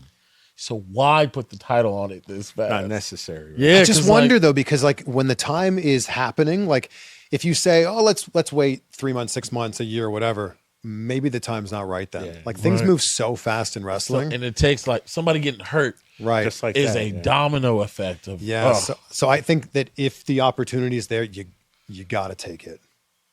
Yeah, I feel that. So yeah, that was just us getting off of WrestleMania 30 a little bit. You were saying it's one of those. It's going to be one of those because you were saying that was the time that 3 dudes talking wrestling. Yeah, bro. Buckle up. Right. All right. So you said that's when wrestling broke your heart. That streak. Yeah, I think streak ended. That was just it's a pivotal moment. I think in wrestling, like totally. Yeah. But isn't that like a moment that we wish for? Because with all the dirt sheets and stuff now, you kind of they ruin everything, right? So there are so few genuine surprises now in wrestling. Yeah. So there was a moment that they got us. Yes. Because who was really expecting that to happen? And when you think of the biggest returns or the biggest, call them surprises over the last 5 to 10 years, we've known about a lot of them. Or we've at least whispers. Right. Yeah. Like who's in the crate? It could be Chris Jericho, could be Danhausen. Then when it was a week out, it's like, it's going to be Danhausen. It's going to be Danhausen. Who's going to be Seth Rollins' opponent at WrestleMania 38? It could be this person, could be that. It's probably the return of Cody Rhodes. Right. The nice addition of that was, it's the return of Cody Rhodes as the American Nightmare with the Downstate song. I like that. That was huge. You know what's funny about that? I was in Dallas, and when that happened, I think everybody now will look back and be like, everyone knew it was Cody. But I'm telling you, in the section that I was, and it was what you and I were talking about earlier, like a lot of times the internet wrestling community is this big in comparison, right? Yes. Because those 18,000 people that pack arenas, how many of them really are spending their time, as much time as we do, online really studying wrestling stuff? They're not. So when Seth is waiting for his opponent, like, I know it's Cody. Right. But surprisingly, around me, the names that were getting thrown around, like there was this kid, he's like, Dad, it's The Undertaker. It's The Undertaker. And one person's like, it's John Cena. It's John Cena. And there were names being thrown around, and there wasn't, and I have this recorded on my phone. I could let you listen to it. There wasn't one person who said, it's Cody Rhodes. It was like, so that was a moment where like, these people were genuinely surprised. And that's when I have to remind myself the 100, at most 150 people that you're arguing with on Twitter or that you see retweet this nonsense and yada, yada, yada, even if you see that it gets up, let's say 2,000, that compared to the millions and millions, like, bro, like you are a candle in the sun, bro. You're a drop in the ocean. And when you get caught up in it, man, you forget that sometimes. Yeah. Some people are really there enjoying the show. I remember watching that and I was like, what's the worst music that could hit right now? And no disrespect, because TJ, I love this dude, but at that time period, if I would have heard "Here Comes the Money," oh my, bro, the internet would have imploded. You thought Shane had a chance? If Shane would have if it would have been Shane after all those whispers, the internet would have ate itself. Dude, Shane is so underrated. My God, the dude doesn't have to do it. He doesn't have to. So All right, underrated. For the love of the Should game. we pivot to show Shane McMahon some love because I'm down. Absolutely. we've said it before. I'm looking at your Jordans, my Jordans. The fact that Shane has an ill Jordan collection Yes. first and foremost. But like you've said months and months ago, and like you just said, this man didn't need to do the things that he Have did. to. And I'm convinced that match with Kurt Angle at King of the Ring was just to show his dad, like, Chris, you're absolutely I can right. do it. I know. Yeah. I think it was Kurt, to I get need the to attaboy go. from his dad. Yeah. Absolutely. And need hasn't to go. Shane said that? Like all he wanted was like the Mr. McMahon documentary. All he wanted was his dad's respect. And it's funny because Kurt Angle told this story when he was on my show that, like, when he was trying to suplex him through that glass and it was apparently the wrong glass and it wasn't breaking, that actually Mike Chioda told me the story that Vince almost ran out and stopped the match because Shane's getting suplexed into the glass, dropping onto his Yeah, head. you can hear the thud. And like Vince is yelling in Chioda's ear, like, this has got to stop. And he was like, hey guys, you got to stop. And both of them were like, Kurt's nope, like, F that. not stopping. He's going through this glass. So not only like that suplex was awful, but then when they were trying to go back through and Shane's head's just bouncing off the concrete. And then it gets to a point where he just grabs his head and throws him face first through and they're both bleeding. It's like, what is going on here? We're in so much trouble. How about Shane in the Hell in a Cell match just doing an elbow drop to nothing on the announce table? I was there. So was I. yeah, It's crazy. Dude, first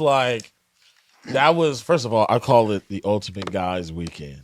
All right. It was the ultimate guys weekend because I had just made my first little bit of money, Chris. Okay. All right. So, Yeah. I was out here doing big things. Yeah. And Dallas had Mania. Houston had the national championship. Okay. National champion. So me and my boys, Pasha, Roman, and Chris, we go to the national championship. It's North Carolina versus Villanova. Okay. Not a bad game to go to, dude. And after that, we go to Mania. Is that the buzzer beater, Nova? Yeah, the buzzer beater Villanova. Shout out to Josh Hart and Brunson. But yeah, they was throwing seats. And it was insane. But then we go to Mania, and that Mania is ridiculous. Like they go all out for Jerry World. And you should know. Yeah. Anyway, so Cowboys do. but I have a slow motion video of Shane doing that fall. Oh, wow. And I'm screaming, you don't have to do this. Because it was especially as a son of somebody who's like, stardom will never be overshadowed. Like, it's just a impossible mountain to climb. So your best bet is to like, let's tear down some more mountain ranges. Let's make it wider, like, because it's just like, we're not going to climb it. And for Shane to do what he did, and now that we know the backstory, it pulls at the heartstrings, but like that is something that I wanted to go as hard for my dad for, not under those circumstances, but in the same, like, I feel him. And so like, man, that's a guy that I have to have a conversation with. Speaking of McMahon's, when are you going to get Steph on the show? I know. Because you were just on her Steph? show. Thank you for shouting me out. Man, please. Yeah, bro. Always, man. But yeah, Steph, what a lady, man. Yeah, that was a You great know, idea. Another Steph, legend. man. Shout out to you. Yeah, we got to get her on. We got like a list of guests. Yeah. So many people That, gotta get. of course, we're only a year or so, into this pod thing. We got a lot to November go. of 24 we Not started. 85, but like, We got a while to go. This is the What were- standard right here. what were some of your, like, when you were first starting off, like, man, it'd be great if one day I got this, and then what was your feeling after you got some of those, those white whales, as they call them? So when I was starting out, like literally it was anybody. Like I would take an interview with anybody. For those that don't know, I started off in like traditional broadcasting. So like my first job, I was a news reporter at a small TV station in Peterborough, Ontario, Canada. Did you go to school for journalism? I went to school for communication studies, but my goal was to work as a broadcaster, be a TV host, radio host, or hopefully maybe one day both. So I was working at this small TV station in Peterborough, Ontario called Chex TV. And when you're at a small station, you're doing everything. You're shooting the stories with a big camera, like same size as these cameras you got here. You're writing the stories, you're editing the stories, and you're reporting on the stories. So like you're wearing so many hats. Wow. That then turned into me getting a job at MTV2 Canada, where I was like, now I'm interviewing celebrities. Yeah. So it was kind of like the West Coast Canadian TRL, Oh, okay. Okay. but much smaller. But like there, I'm interviewing actors, comedians, musicians. And I was like, could we interview a wrestler? Like WWE's coming to town in a few weeks. Could we interview a wrestler?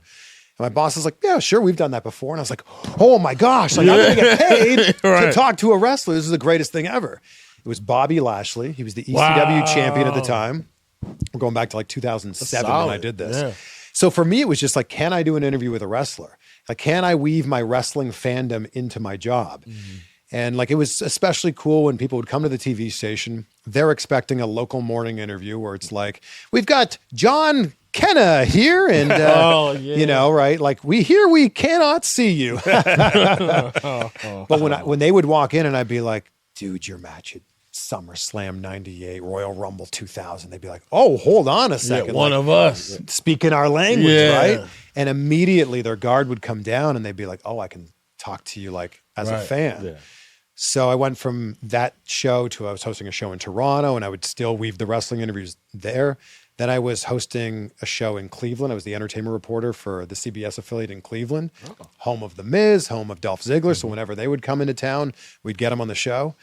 It started for me as like, we'd put them on the TV show and then I would take the raw interview and I'd be like, there's got to be more people that would want to see this interview that aren't living in Cleveland or when I was working in Miami. Just take the raw interview, put it on YouTube. Other wrestling fans can find it or other fans of whatever celebrity that I had interviewed, they can find it. Yeah.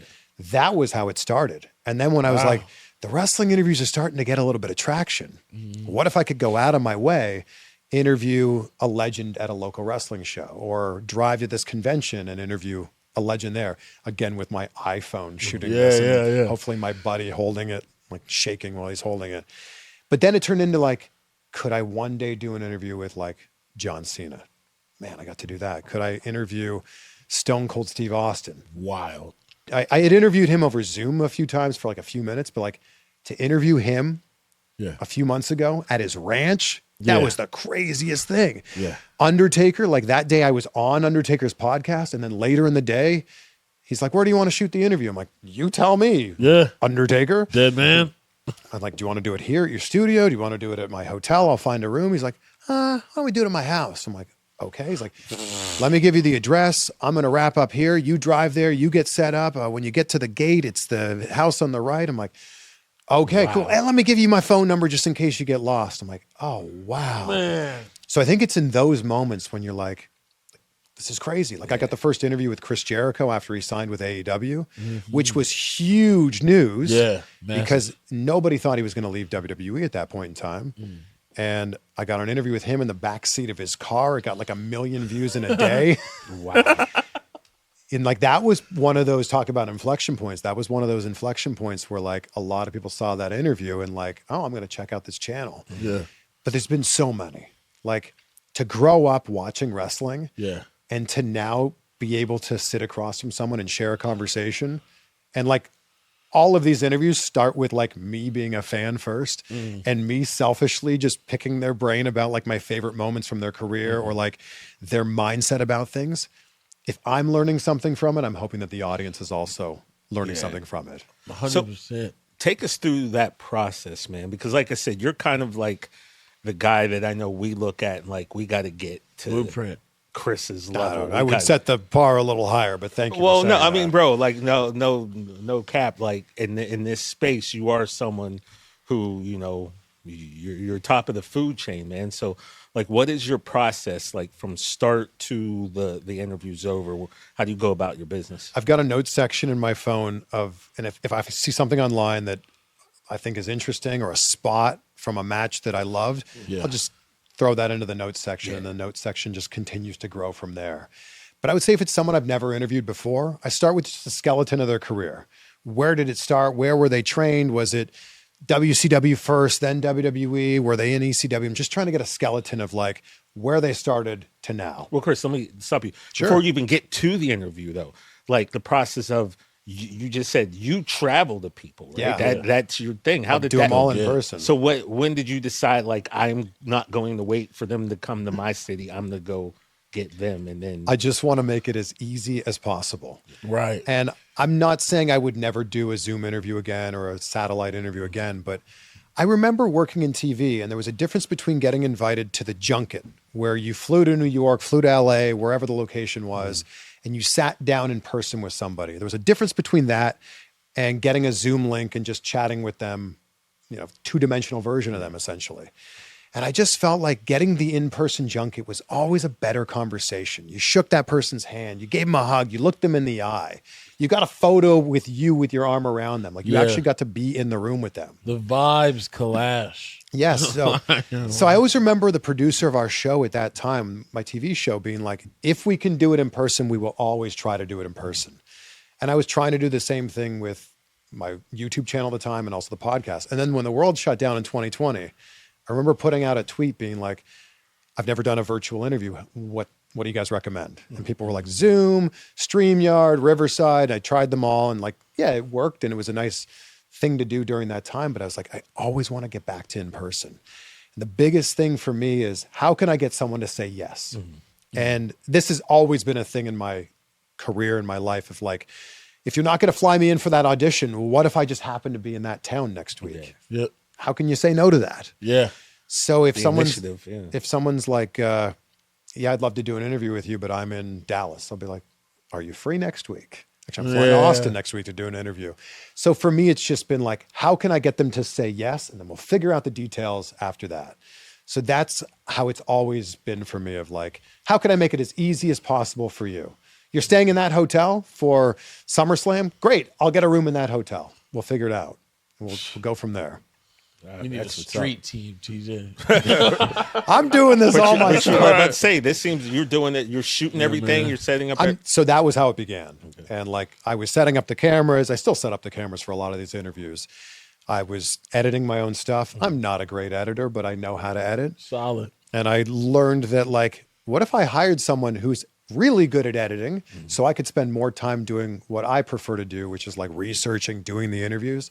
So I have an incredible editor named Troy.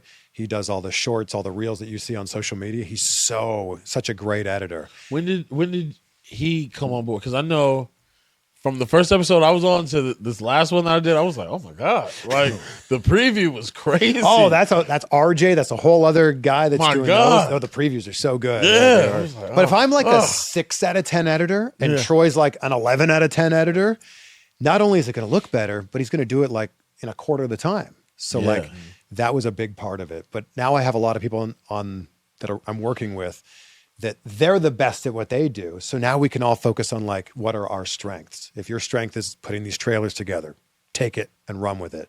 I have a guy on the team who transcribes the interviews. He also does like deep dive research, Alex Hunt. So like Alex really helps out some my research on top of his research. And like, we're finding some like deep dive moments that we can chat about. And I found that like, I am like satisfying my need to like get the answer to that question. And also I find there's other people online that are like, I've always wanted to know the answer to that. Oh man, that's so cool to learn about that. So I want to give a shout out to our editor, D-Lo, who does our stuff, and Jake Culp, who does our Instagram videos. Love it. Since we're shouting out the editors and the guys that put us online, shout out to D-Lo and Jake. What up? When we first started this thing, we had Punk first in studio. He sat in the middle doing the swiping with his neck. We switched it up. Thanks, comments. Yeah, it was one of the times where I looked at the comment and I was like, they were like, it might be better if you put you guys on the same side and the guests on the sense. And I was like, we collectively in this building had over 60 years of television experience. I'm like, how did we not think of that? Yeah. So the next episode, it was like there and we're here. Yeah. And then the second guest we had in studio was Swerve. So it was like we got used to the in studio thing. Mm-hmm. The next guest we had was Eric Bischoff, right? It was either Bischoff or Mark. Right, but Mark Henry. Mark was next. It was Zoom, and it was like, it just didn't. It felt like, oh my God, are we going to be able to do this? Are we going to be able to like get the same feel and everything?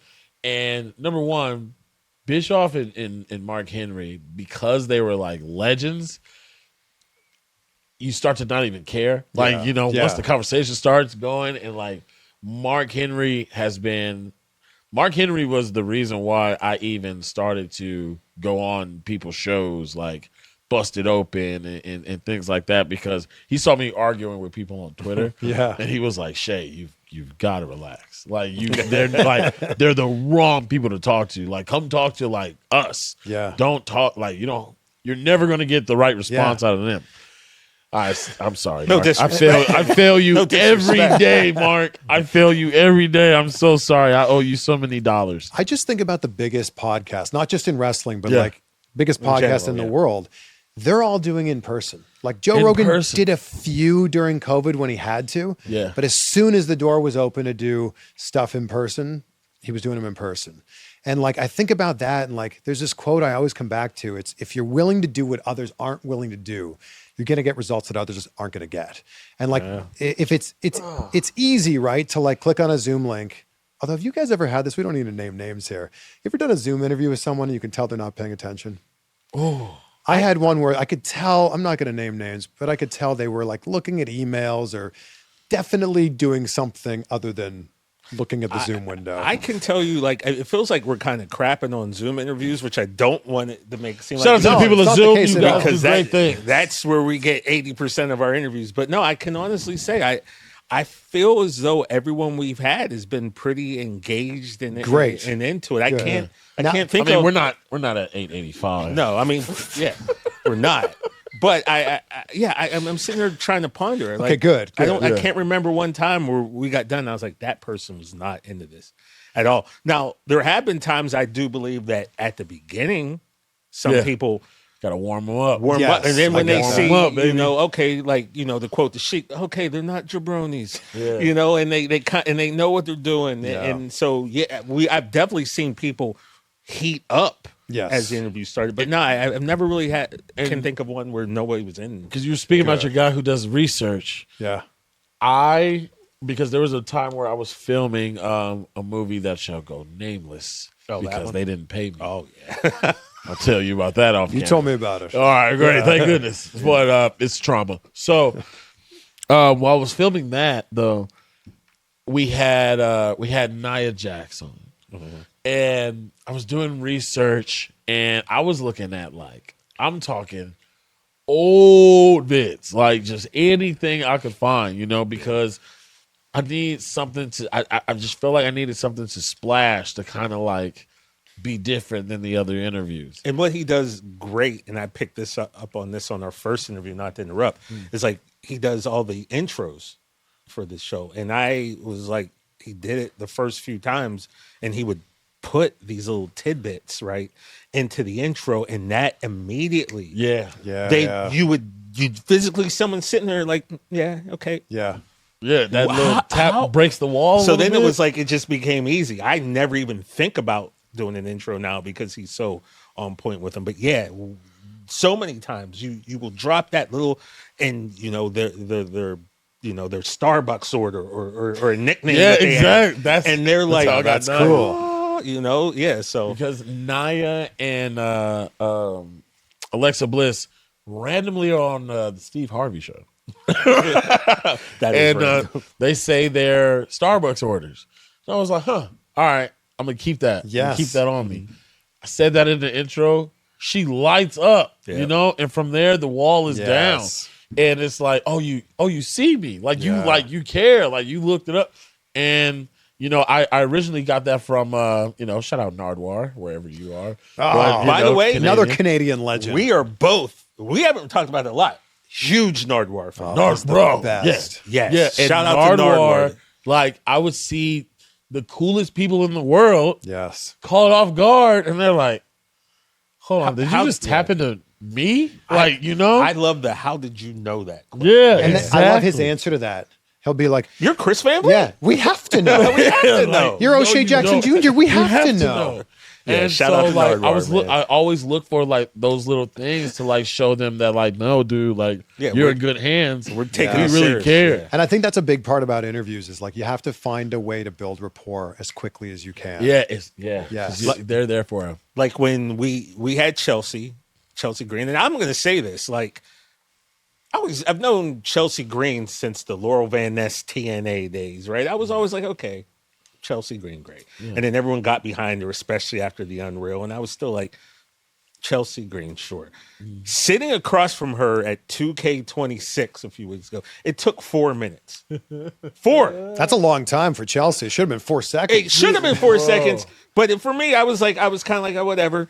And then you gave her that nickname, the matriarch of the Maple, which he said it, and I knew he hadn't had this written down.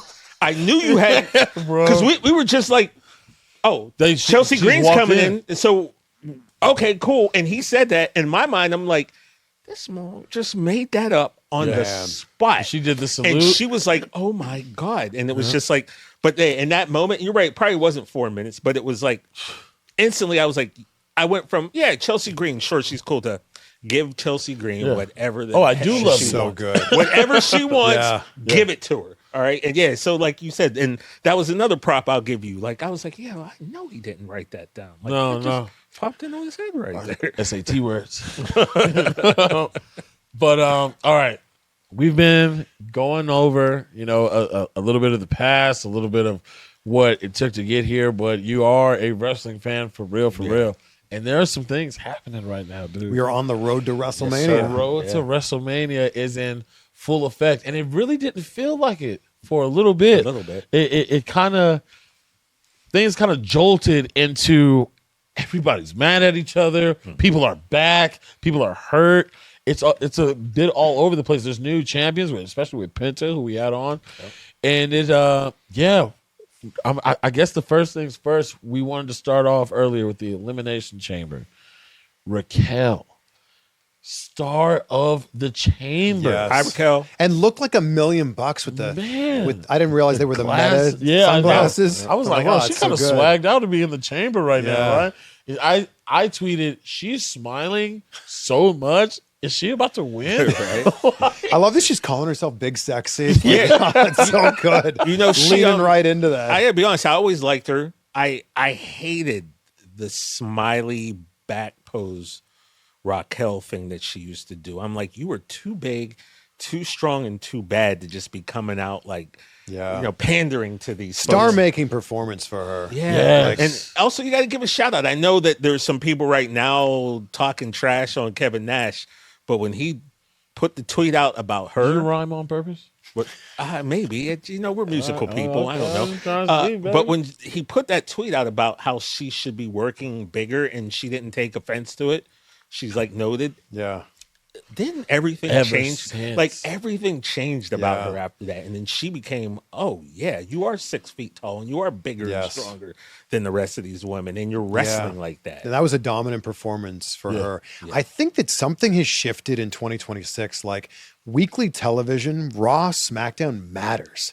And I think it was like so abundantly clear when Cody Rhodes and Drew McIntyre had that 3 stages of hell match on SmackDown. Yeah. And you went into it going, ooh, there's a chance that there's a new champion here. And when was the last time the title changed hands on that, especially that title? I think, bro. Changed hands on television. UPN? It's a long time ago. And then, I think that week, 3 titles changed hands on TV. We just saw Penta become the Intercontinental Champion. You need to watch Raw and SmackDown because you never know what's going to happen here. I think the first time in a long time I felt that where I was like, oh my God, he might win, was Jay versus Braun Breaker for the Intercontinental Championship. I was there in Ontario, California. Dude, I was like, there's no way. Yes. This isn't at a PLE and then I remember turning to my buddy, was Troy. I was sitting with him. I said, shout out Troy. Shout out the editor, Troy. I said, so how does Braun win this one? He's like, I don't know, spear, I guess.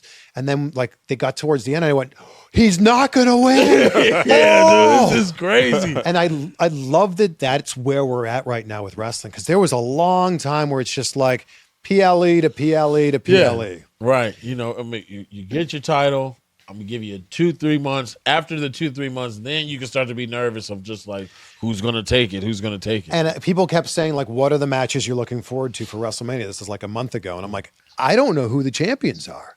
I assume CM Punk remains the champ going in. Yeah. But at this point, I'm like, I don't know if Cody's still going to be the champion. Right. He's not.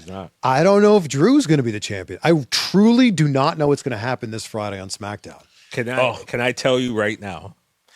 We love Drew McIntyre. Oh, man. And I love Cody Rhodes. Like I said, Dusty Rhodes me and my grandpa's thing. Saturday night, 6:05 in my house. If you were watching something on Saturday, it better be over by 6:04 because at 6:05 WTBS was getting put on there. Love that. So I love Dusty, and then and because of that, it went into Dustin being a fan of his and Cody. Love Drew, but I'm kind of at a point now where if they try to screw Drew McIntyre out of this title, there's going to be a problem. But here's the problem with that problem, guys.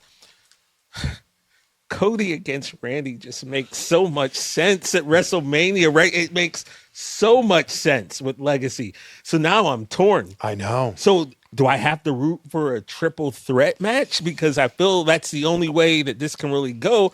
Because like I said, Cody and Randy makes too much sense. I agree. And they've been hinting at that for a long time, right? Cody and Randy. It's going to happen at some point in time. I think Randy for sure wins 15. Maybe it's within the next 12 months. I think might even win 16 before his career's over. I don't know, but is it Drew McIntyre versus Randy Orton? Is it Drew McIntyre versus, I heard someone say Nick Aldis. By the way, there's something there. There's something there. Bro. And Nick Aldis will be the first to tell you, he's not done with his in-ring career. Look at the guy. Nick Aldis is brolic, man. Obviously. Yeah. I met him at the Philadelphia WrestleMania, and I'm 6'3", and I'm like, damn, he's jacked. And he's a wrestler's wrestler. Yeah. He can go. And we like to always put people on game. If you guys watching, if you're not familiar with Nick Aldis, go to YouTube, just look up some stuff. And if you want something you're familiar with, look up his NWA title matches against Cody Rhodes. When he was the traveling champion, 10 pounds of gold, all of that stuff was great. But specifically him versus Cody at that time was amazing. I don't know. I feels like triple threat. But what happens on Friday? Do we there's some sort of screw job here, some sort of shenanigans?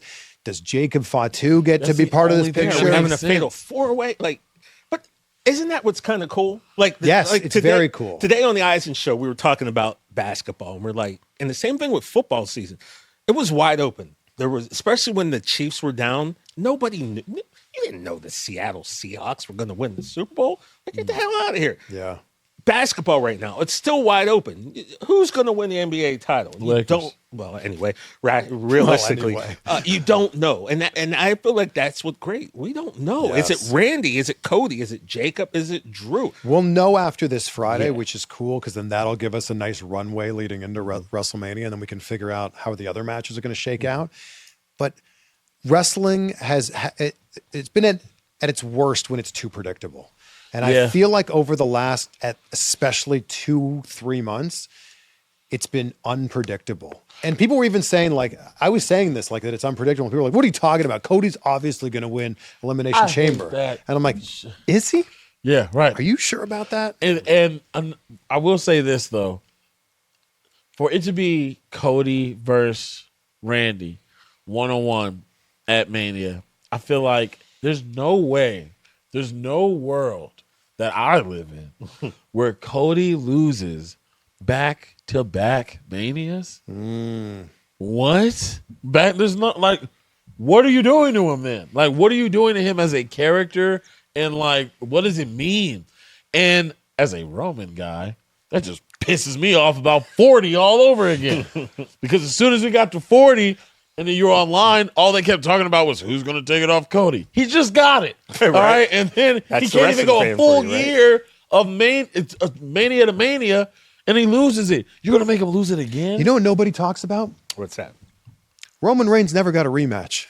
How about it? Roman Reigns never got a rematch after losing the title. How about it? Ever. They did away with those. I'm just saying. A real convenient time. I'm just saying. But it was before that. Remember? I'm just saying. All you have to do is come out and be like, hey, I deserve a rematch. You don't even need a story. Story's already written. That's true. Rematch. Let Roman. Paul, buddy. Let me talk this guy. He's and to everyone who's unaware, he's talking to Triple H, okay? But he calls him Paul. Paul Lee. Let me tell you. Let Roman finish his story.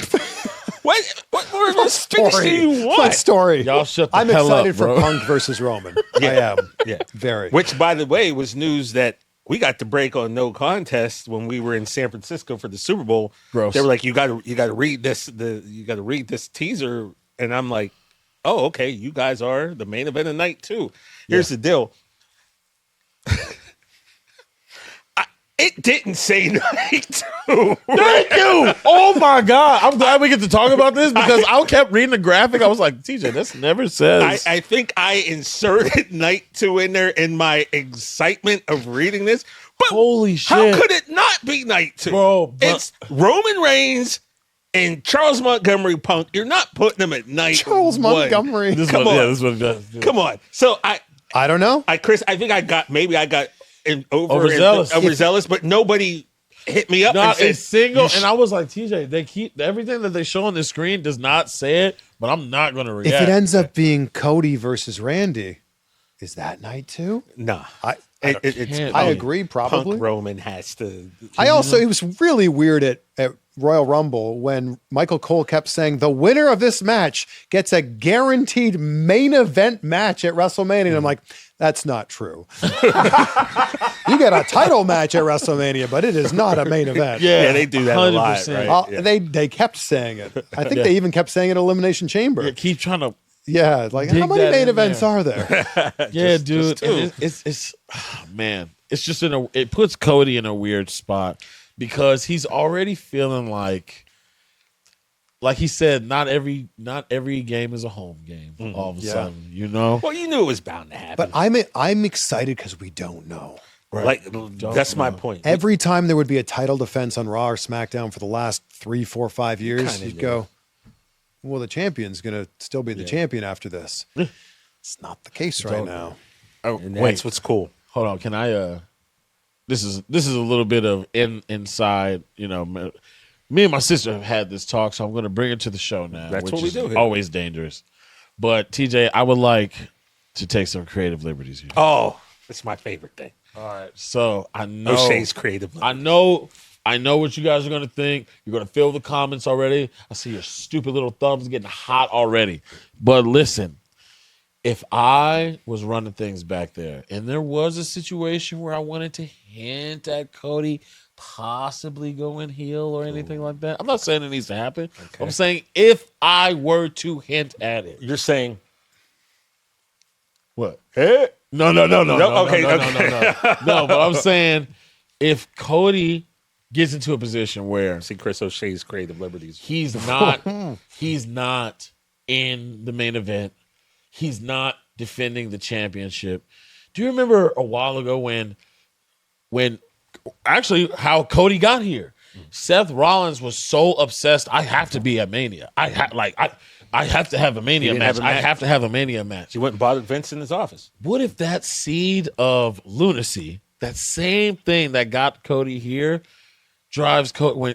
What does Cody do without the title? If Cody doesn't have that title, what is he? What are you? You're going to go for the United States Championship? So it matches your clothes? He doesn't know what else to be but that. How can I go hugging these babies and shaking hands and I'm not QB1? You got to take that patch off. What is it like seeing somebody else get the starting position when you're supposed to be QB1?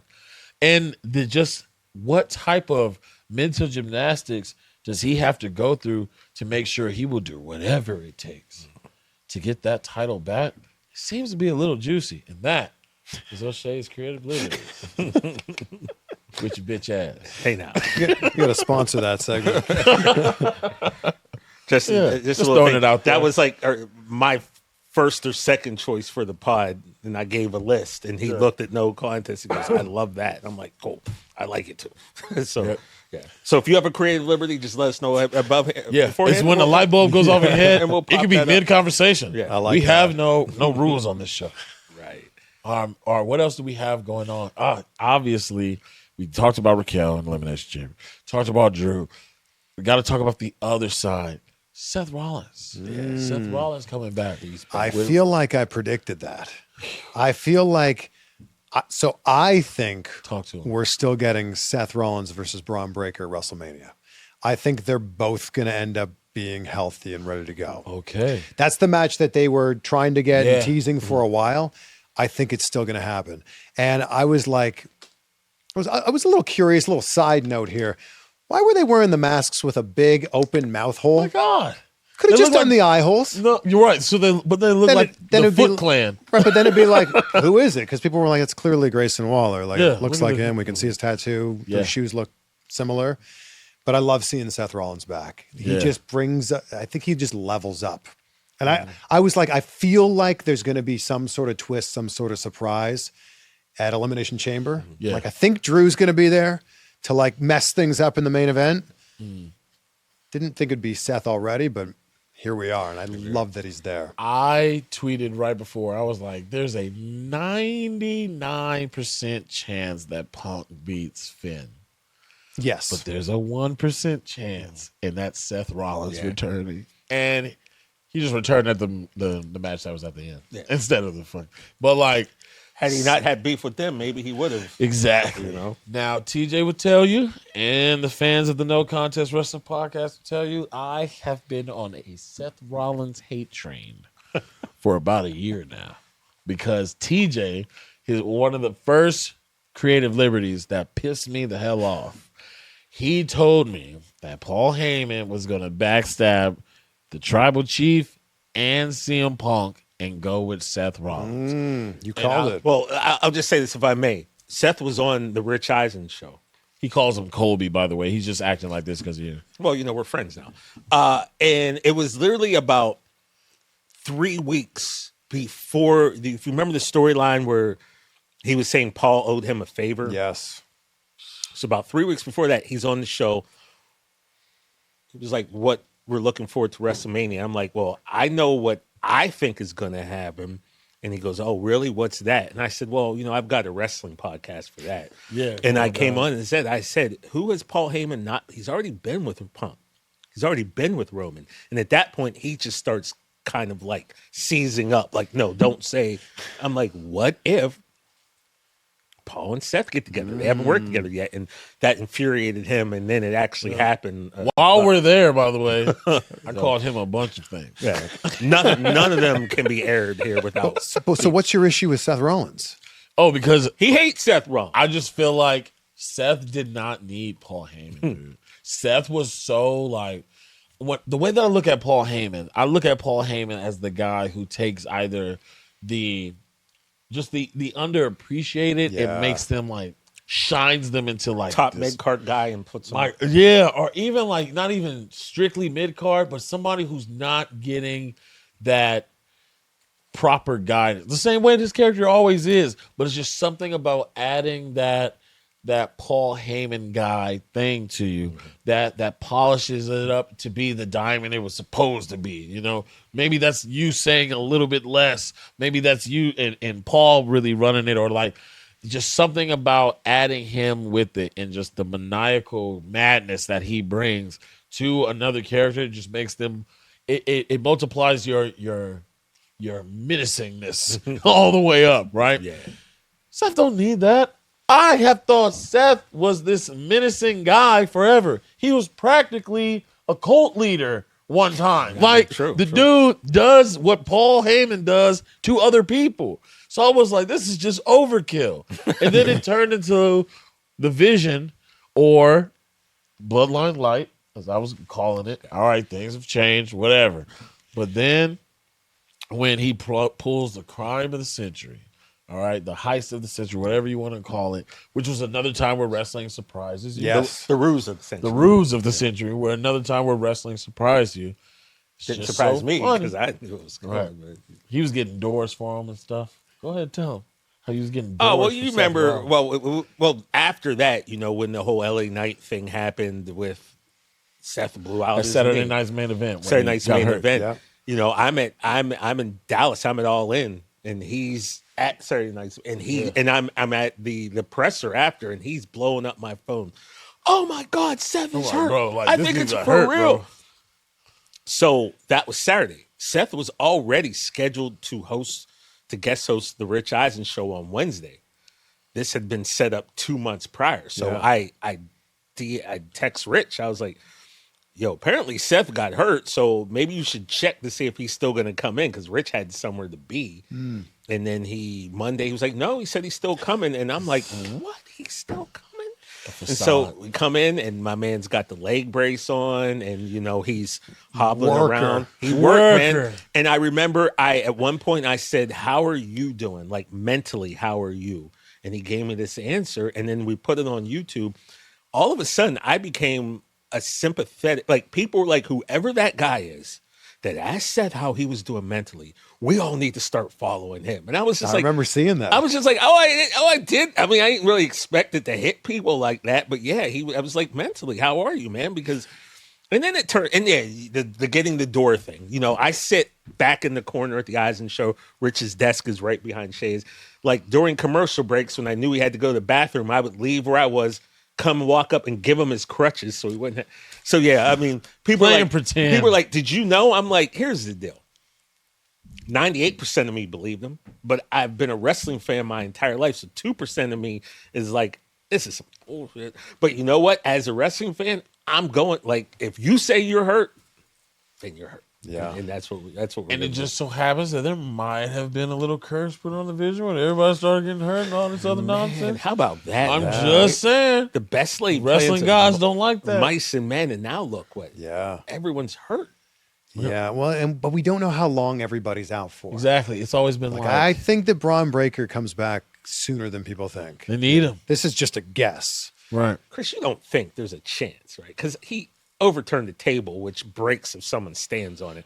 I have a hard time believing that dude would get a hernia lifting up the table. It sounds like he was dealing with an issue up until that point. So I guess my question to you is like, there's no way that they would fake that injury. Like, there's no way they would do that again. Right? Well, because they didn't even in storyline fake it. Like, it wasn't like he turned over the table and like keeled over and like he went in the put back up the and X. Like, I think it was after they were like, "Oh, that nagging injury you've had, it's actually worse than you think. You got to take some time off." That's what I think. Okay. It really, and so now, if the Braun Breaker thing happens, if not, then, Seth is going against Logan or. Looks like it, We don't want that again, do we? I mean, I prefer Logan and Bad Bunny, honestly, at Mania. That might go hard. I think that goes next year. Oh, man. Oh, but that's in Saudi. That's so far. I really feel like there are some big plans that are going to be held off until WrestleMania 43 because they want to just blow it out of the water. I mean, that's I think Rock returns for WrestleMania 43. I think John Cena's inducted into the Hall of Fame there. I think maybe Bad Bunny wrestles there. Like, there's a lot of big things. But with that said, 43 or 42 this year is shaping up to be like have some great matches. Yeah, I mean, we're getting those 2 title matches, like we said. Yeah, I think I put on 4 title matches. 4 title matches. They all look pretty good. Yeah, I think we're going to get Kyrie and Asuka. I think it probably is going to go down now, right? That's going to happen. Are we still looking at, are we going to see the Bellas against Lash and Nia for those tag team Looks like maybe. championships? I'm curious. Man, I do not wish that for the Bellas. Yeah, I'm a Bellas fan. All right. Yeah, no, not right now, man. Yeah. They are 2 on dominant fire. forces. Let's chill. You're Bree just got back. Curious about where Penta goes now with the Intercontinental Championship. I love that. Like again, another reason like that you got to watch Raw. But like I think that people were talking about like, oh, is it going to be Dom versus Penta at WrestleMania, or maybe it's another 4-way match for the Intercontinental Championship. There's another one who didn't get a rematch. Braun Breaker never got a rematch when he lost the IC title. Didn't even get pinned, and there was no rematch. Oh, true that. Man, true that. Right. He's on the bigger and better things. So Penta, we asked Penta about that, and he basically said, right, he's ready. Like you said, he was the guest before you. Yeah. He'll take on anybody, right? I thought you were going to talk about how he called Dom a fake Mexican. I didn't know what to do with that. I was like, oh my God. He said Dom's a fake Mexican. Wow. Like, and then I was like, wow, really? He goes, where is he from?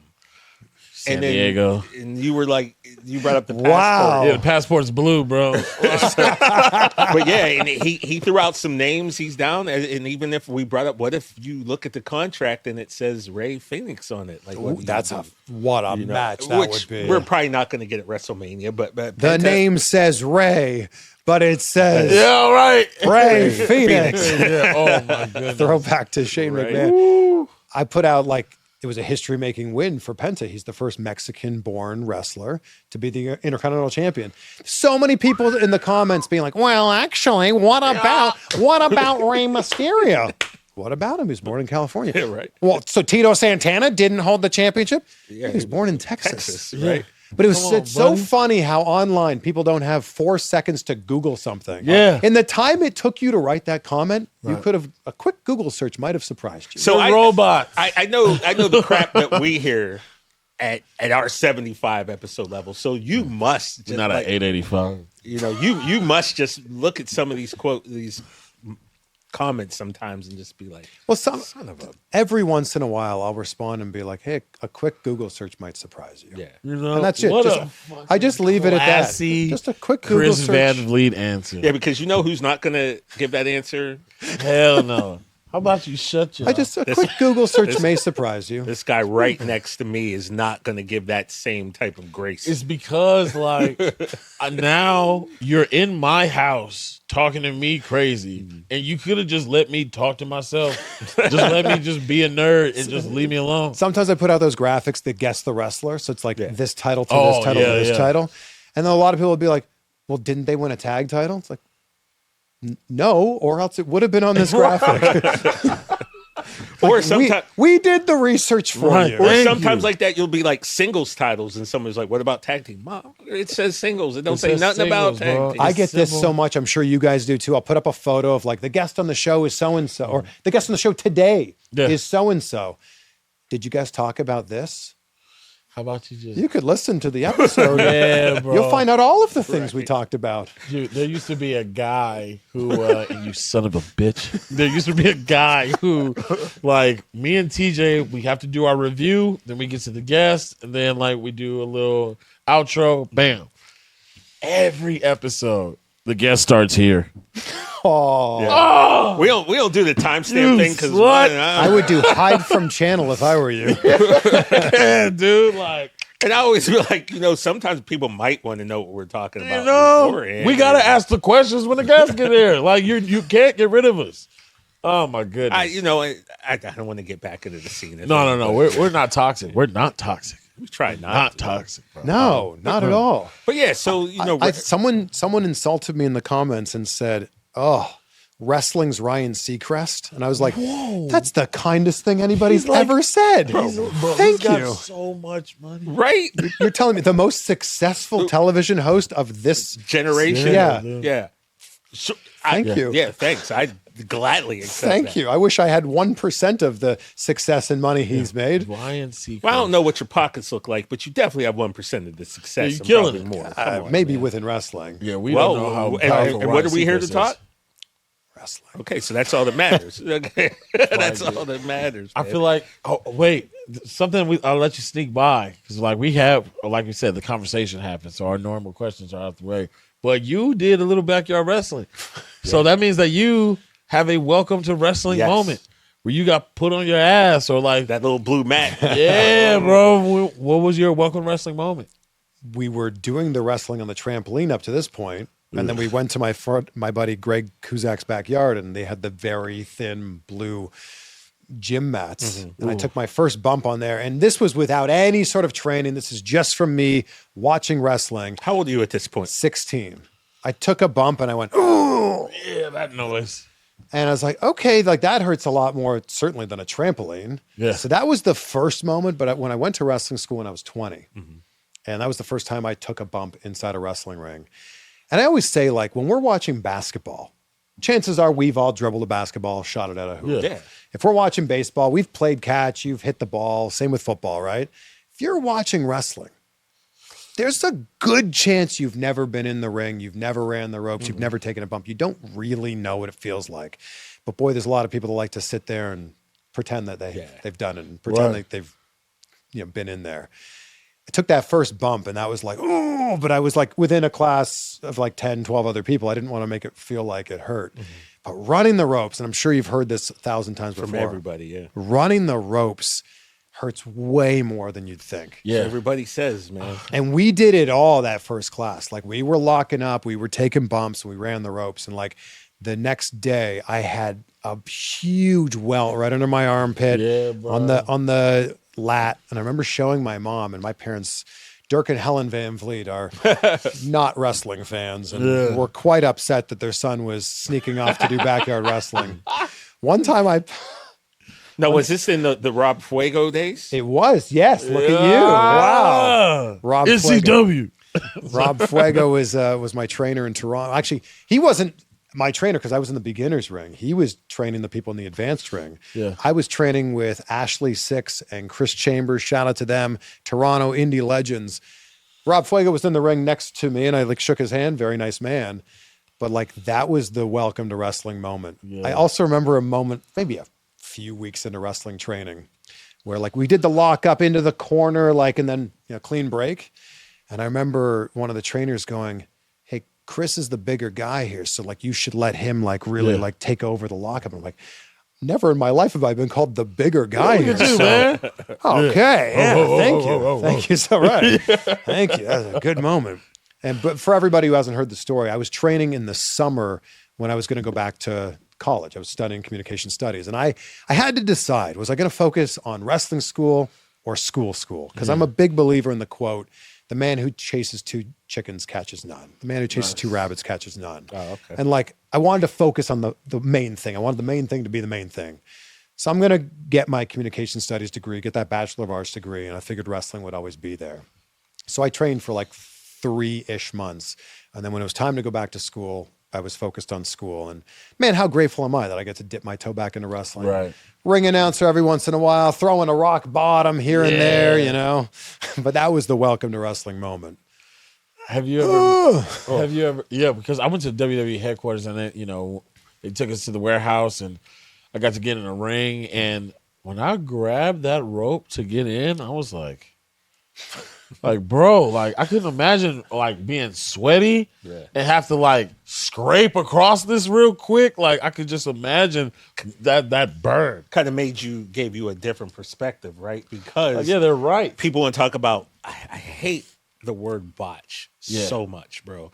I hate that people sit on their couches with their phones and sit there and watch somebody and be like, oh, it's a botch. First of all, the fact that there aren't more mess ups during a match to me is pretty amazing, right? Especially when we're talking about inches, sometimes centimeters to make things happen. Oh, so it's Finn and LA Knight.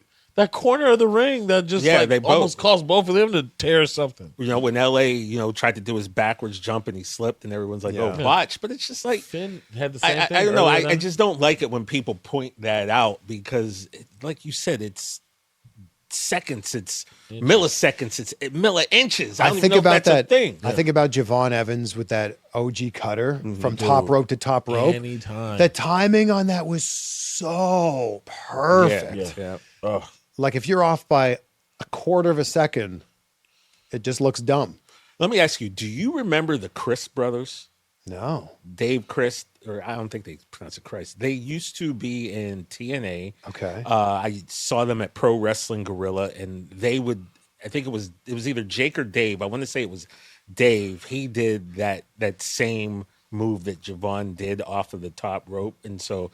But Javon, the level of athleticism that he adds to Oh, my it. gosh. But yeah, the Jake and Dave Chris, if you get a chance, look them up. They were really good under the TNA banner in the Indies. Never really, blew up or anything, but just two very solid, very good. And I love wrestlers. me some TNA.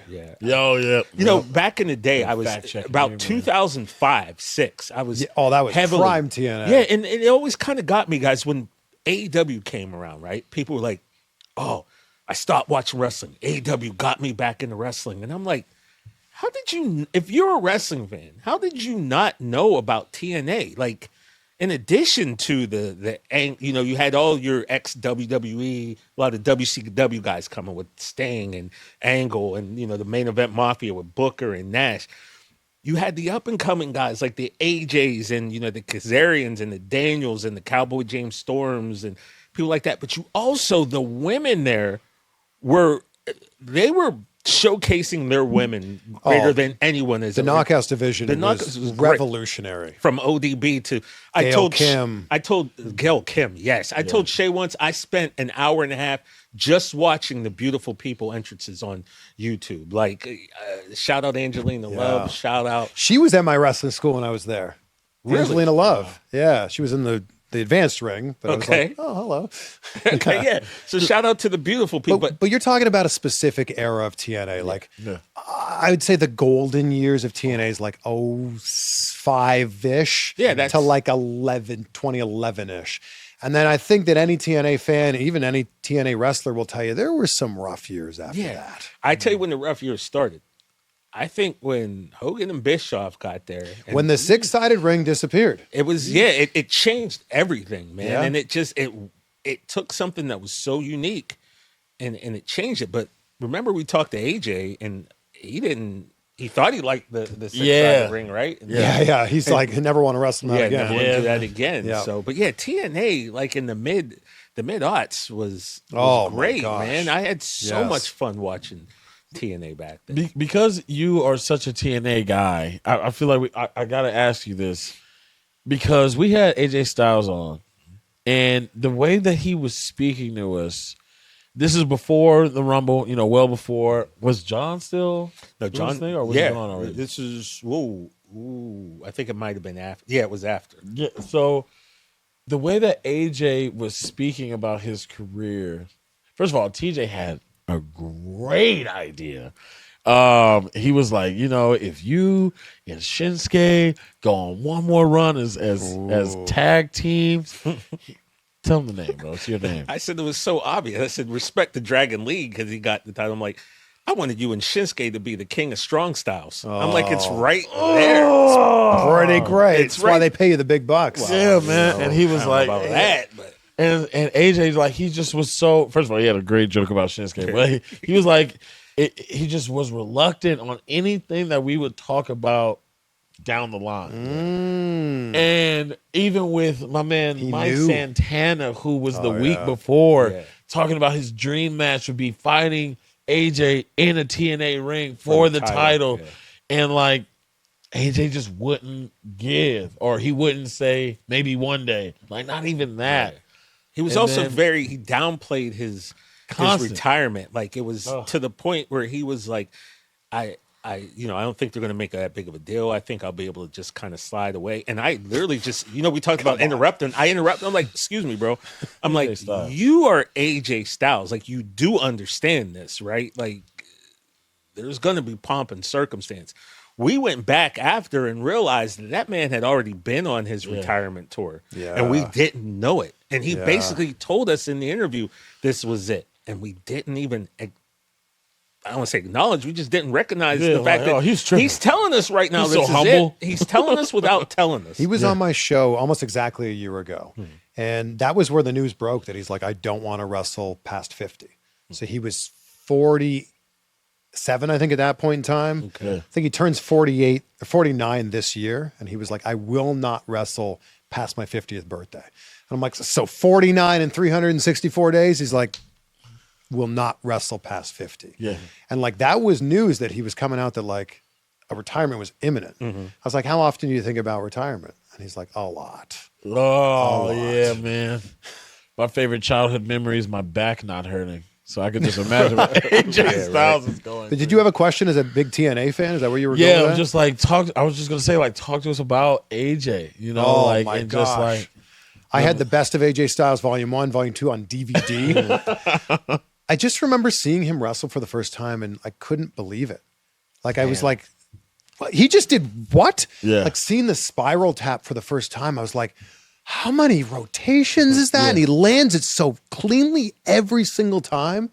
I love the backdrop into essentially the Scorpion Death Drop. Awesome. And like, when he wasn't really doing that in WWE, when he first came around, I kept saying to my friends that were just watching WWE, I'm like, you haven't seen the real AJ. Yeah. Like, he's wrestling a different style and I respect that and I love that. But like, let me show you some matches. Right. Let me show you a few things. Like Unbreakable 2005, one of my favorite matches, which is Christopher Daniels versus Samoa Joe versus AJ Styles, triple threat.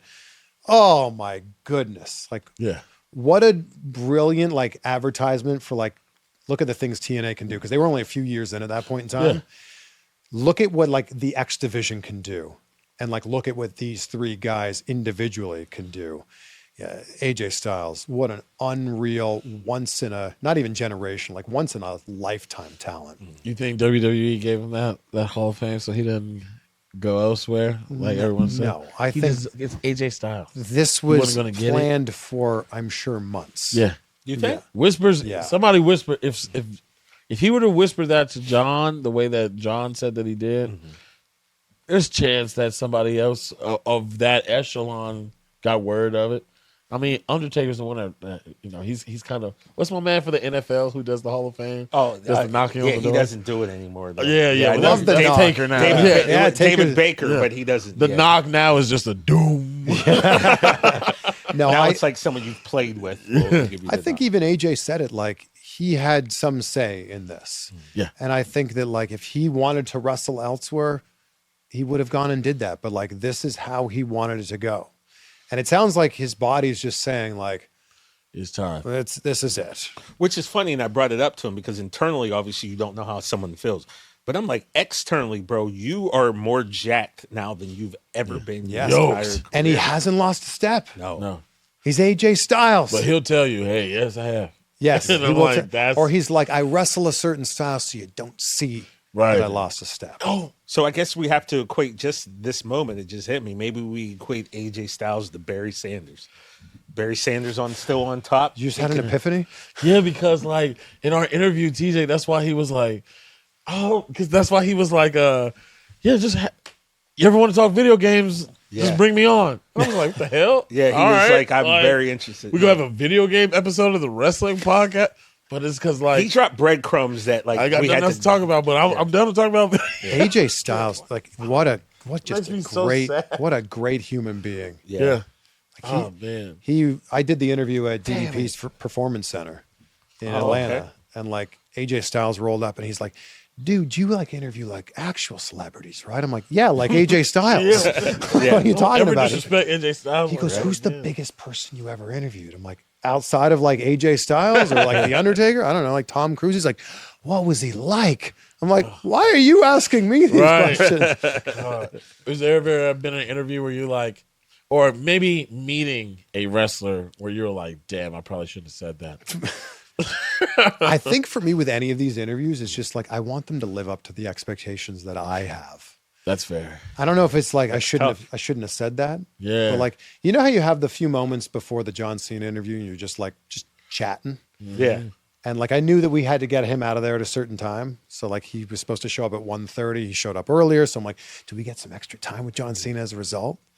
And I said, this is so dumb. I can't even believe I'm admitting this. He goes, at about 2:30, I'll adjust my tie to let you know. I'll give you the Iggy, let you know we should start wrapping up. And every time I hear 2:30, I think it is such a dumb joke. What's a dentist's favorite time? 2:30. Tooth hurting. I don't think John had ever heard that. Oh, you told him the So joke. I delivered that joke to him, and he's like, gave me like the courtesy laugh. Yeah. Like, that's my daughter's favorite joke. My daughter's 2.5. I said, oh, you want to hear her other favorite joke? He's like, of course. Yes, please. What's something everybody gets on their birthday? A year older. And he's like, okay. Anyway. Oh, so did he go to the tie? No. Okay. But he's like, anyway, I'll give you the time in about an hour. And he never gave me the gave Iggy. tie. To this looking day, at I'm waiting for it. I'm looking at the clock. I'm like, 2:30. Okay. Yeah. No Iggy. No 2:35. 2:40. What a 2:50. machine. Yeah, that was my thing. So I'm sitting here and I kept looking at his watch and I kept waiting for him. Yes. I kept waiting for him to look at his watch, Yeah. and I noticed he never once looked at his watch. So that made me go, okay. But maybe he's looking at that big clock. yeah, up I mean, there. but even at that, like he looked at it at the beginning, but he's like. You always hear about Tom Cruise. You interviewed him. You Yeah, would know, but he's so that he present. looks you in your eye and Yes. he's very present, and that's how I felt with John. Like, But that was one of those where I don't regret it at all. I'm Yeah. not one of those people that lives in regret It's of like, there. oh, I shouldn't have done this thing, or if this thing didn't happen, then like I don't think that way at all. This is why I think Back to the Future's the best movie of all time, the greatest movie, right. because it teaches us that moments are important. yeah, If this doesn't happen, then this can't happen, and if that doesn't happen, Yeah. then Butterfly effect. Marty's parents don't meet. Right? Yeah. Like I think about that all the time, but I don't think I've had one of those moments. I've had a lot where like stories are being told, things are being said, and I'm like, oh, I wish we had saved that story to get a genuine reaction on the podcast. I've had a lot of times, I'm sure you guys have had this too, where they're like, we're not rolling, right? Okay, so let me tell you this. Yeah. I'm like, We got one or two of those afterwards. Yes, I've had a few of those where you're like, ooh, Listen, bro. good thing you didn't say that on I the feel show. I feel like I feel like I can say it now, but you know, I swore Jay was going to beat John Cena because of what he was talking to us at Fanatics. Should we just share? Yeah, bro. Okay, we can say it now. We're at Fanatics in New York last year, and the three of us are surrounding Jay Uso. He's sitting. No one knows this, by the way, because we've never said it because we wanted to hold on to it. Like if this happened, so we kind of. I personally said it like about 2 weeks before I thought it was going to happen. It didn't. So we're Jey Uso's sitting there. It's you and I are talking. You came over, so it's like the four of us, and then somebody got my attention. So I was talking to someone else, but I heard him, and then you can go ahead and and like we talking to Jay, and like he had just got the title taken off of him, the world heavyweight title, and he was just like now I'm not really sure what direction like I'm going with. Like do I go for the rematch? You know what I mean? Now they talking about me. I'm gonna have to get it off of John. And I remember being like, yeah, dog, that's crazy. And so like, just letting it go by. And I remember thinking, it's no way in the world I heard that. Like, I'm tripping. I'm fine. You called me after that. Yeah, bro, because I was Did like, I hear this what was I thought I sitting heard? in my head for like, I'm on the plane. Like, I'm going home. I'm like, there's no way I heard that, right? And I was like, Chris, did we hear Jay say that like he got to take it off John now? I don't know. Like it was like you heard him, but but is that what we heard? But like he said it, but is that what we really heard? And then so like I go on your show and I'm like, bro, if what we think we heard happens, I have to come back on immediately, and it didn't happen. But who knows? Yeah. So the idea crossed somebody's mind somewhere. But yeah, it was just one of those moments where it was just like, no camera rolling, nothing like it's chill. We're not a dirt sheet, so we're not going to run online and tell 1,000 people. But it was like, that was one of those moments. I was like, did I just hear that? There's been a few times, especially after an interview, where you're like, okay, I won't say anything. Yeah, but that is an interesting piece of information. Oh man, we've had two on this show that I will. I know one that's coming up soon that I'm not. I'll tell you guys after. Of course, bro. I know one that's coming up soon. You'll be like, okay, man. Interesting. Good times. So, Chris, like, of course, you're a huge wrestling fan. Yeah. You have a friend, right, who has never watched wrestling, never been into wrestling, and they're going to come to you now, finally, after 800 Finally. And like, Chris, I want to get into wrestling, right? Recommend me some matches. If I were to say, give me 3 matches. I love this question. That you would say, Tony, because that was your editor, right? We know he. Troy, my bad. Troy, even though we know he's watching. Shout out to Tony. Yeah. Troy, if you're Tony out there, shout out to you. Give me 3 matches that I know without a shadow of a doubt are going to turn you on to wrestling. I always start with Rock Hogan WrestleMania 18. Thank you. The greatest. It's my favorite match of all time. I will shout it until the day I'm not here with us anymore that I was there in the Sky Dome. Big flex. Amazing, right? Like there's just something about like you can explain so many things about this, right? And like those are 2 of the biggest stars ever in the industry. Yep. So many of the stories write themselves. You can explain the whole idea of like this guy's actually supposed to be a bad guy, but because of nostalgia, everybody's cheering for him. And it's a moment that's not supposed to happen. Right. So like there's so many elements of that. And just the stare down at the start of it. Yeah. Goosebumps. Getting goosebumps just talking about it right now. That's one of them. If you want just a pure wrestling match and a match that might be as close to perfect as you can get. I have a feeling I know where you're going. Look, I'm going to write this down. You tell me if this is what Chris is going to say. This is that like mentalist shit you be trying to do. Well, O's the mentalist got me. Oh, yeah. All right, so that's my... Okay. WrestleMania 25. Oh. Okay. Shawn Michaels Undertaker. Right. Yeah, right. Okay. Me and you are 2 for 2 right now. What did you write down? Well, you might say it third. Okay. Right. So that's a match that's just 2 again of the greatest of all time. Greatest kick out. Oh, bro.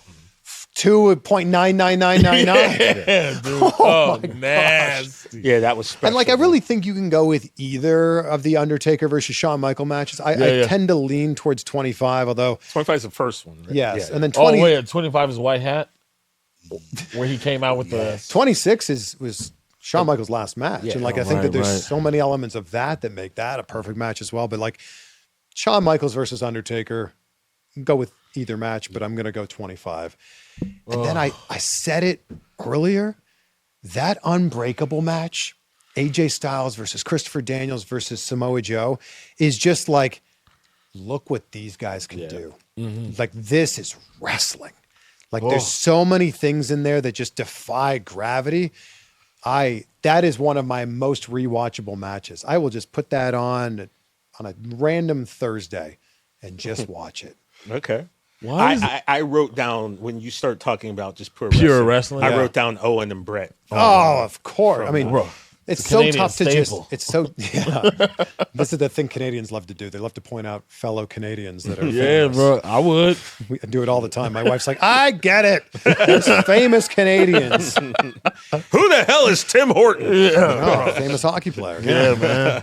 I do it all the time, though. But yeah, to narrow down to just three Yeah, is impossible. tough. But like, for me, those tick 3 different boxes. Yeah. Right. I like that. Yeah. I like that. I don't think I liked WrestleMania 25 now that I think about it. Why not? I mean, I can only remember one match. Like, off the top of my head right now. It's like, I told you, I have these blank spots in my memory. Okay. You know, because the Lakers don't win every year. So, like, the years that the We can be Lakers... thankful for that. Thank you, Jesus. Thank you, Jesus. I tell time by, like, how great the Lakers were doing. So, I'm going to have to really take a look at that. Going back in. Now, something I want to ask... I love you- those 3, though, man. Those 3 great picks. We have to get this off. You know what time it is. Chris Van Vliet, you are out enjoying yourself. Maybe it's not him. Maybe it's his wrestling alter ego that's out. Talk to him. Chris Sharp? Chris Sharp's Chris there. Sharp's out. Wow. Yeah, at a bar. I The bet wow. Did was you notice impactful. that? Did you The notice how wow was impactful. He said, "Wow." he flipped a little? Did you? Yeah, I picked bro, up the on that. eyebrow. So, yes, you Bro, just that you shit said, subtly "Let went me in out." It's character. definitely still in me. You subtle. That was dope. I picked up I've on said that. this before, but I have been asked from people whose names you would know if I said them, Yeah. and I'll tell you after.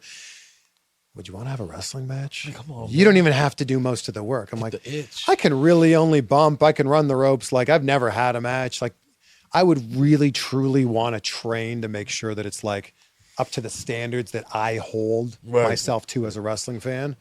But they're like, you don't have to do the work. You don't have to bump. I'll do all the bumps. I'm like, thank you, but no thank you. Yeah. I mean, anyway. But if Chris Sharp is out at a bar, Chris he's Sharp. probably drinking an old fashioned with 1 large ice cube in it. Okay. Yeah, that's good. That's good. You know. Old-fashioned. Now, you're there, and there are 50 dudes in this bar that do not like Chris Sharp. 50. haters. 50. Well, Chris Sharp's doing his job then.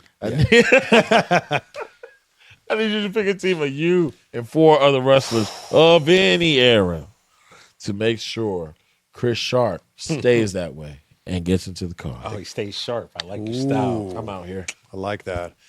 We're going to start with Haku. Oh my God. You know, this we- is the Haku question. I think by the we way. got to the point where I was like, from now on, we have to say excluding Haku because Yeah. everybody was saying Haku. But Who's that's- Yeah, gonna the bar mess with ran by Haku? Haku. yeah, no, but Haku. Haku. okay, Andre the Giant. of course. Yeah. Who's going to mess with Andre the Giant? Anybody want a peanut? Just Bad News Brown, probably. That's about the only I one. mean, Yeah. then I'm going to go from there to Trish Stratus. Oh yeah. Because I think that this is just deflecting, right? Because there's they're going to going be some girls in the bar. Sure. And Yeah. and this is also like some of these guys that want to start this fight are going to be like, well, man, it's Trish Stratus. It's Trish You- Stratus. Okay, like if you're friends with her, then like, Right. could you introduce me? Like, no one's going to want to pick a fight with Trish Stratus. Although if she did have to throw down, she would. Right. Yeah. Right. But like, I think here more it's just deflecting, Yes. right? Like, it's Trish Stratus. Haku and Andre the Giant are taking out a lot of people, dude. They're probably dealing with it, and then we just get to hang out. Yeah, Like, like it's just those real two aggressive. versus the other 50. Ugh.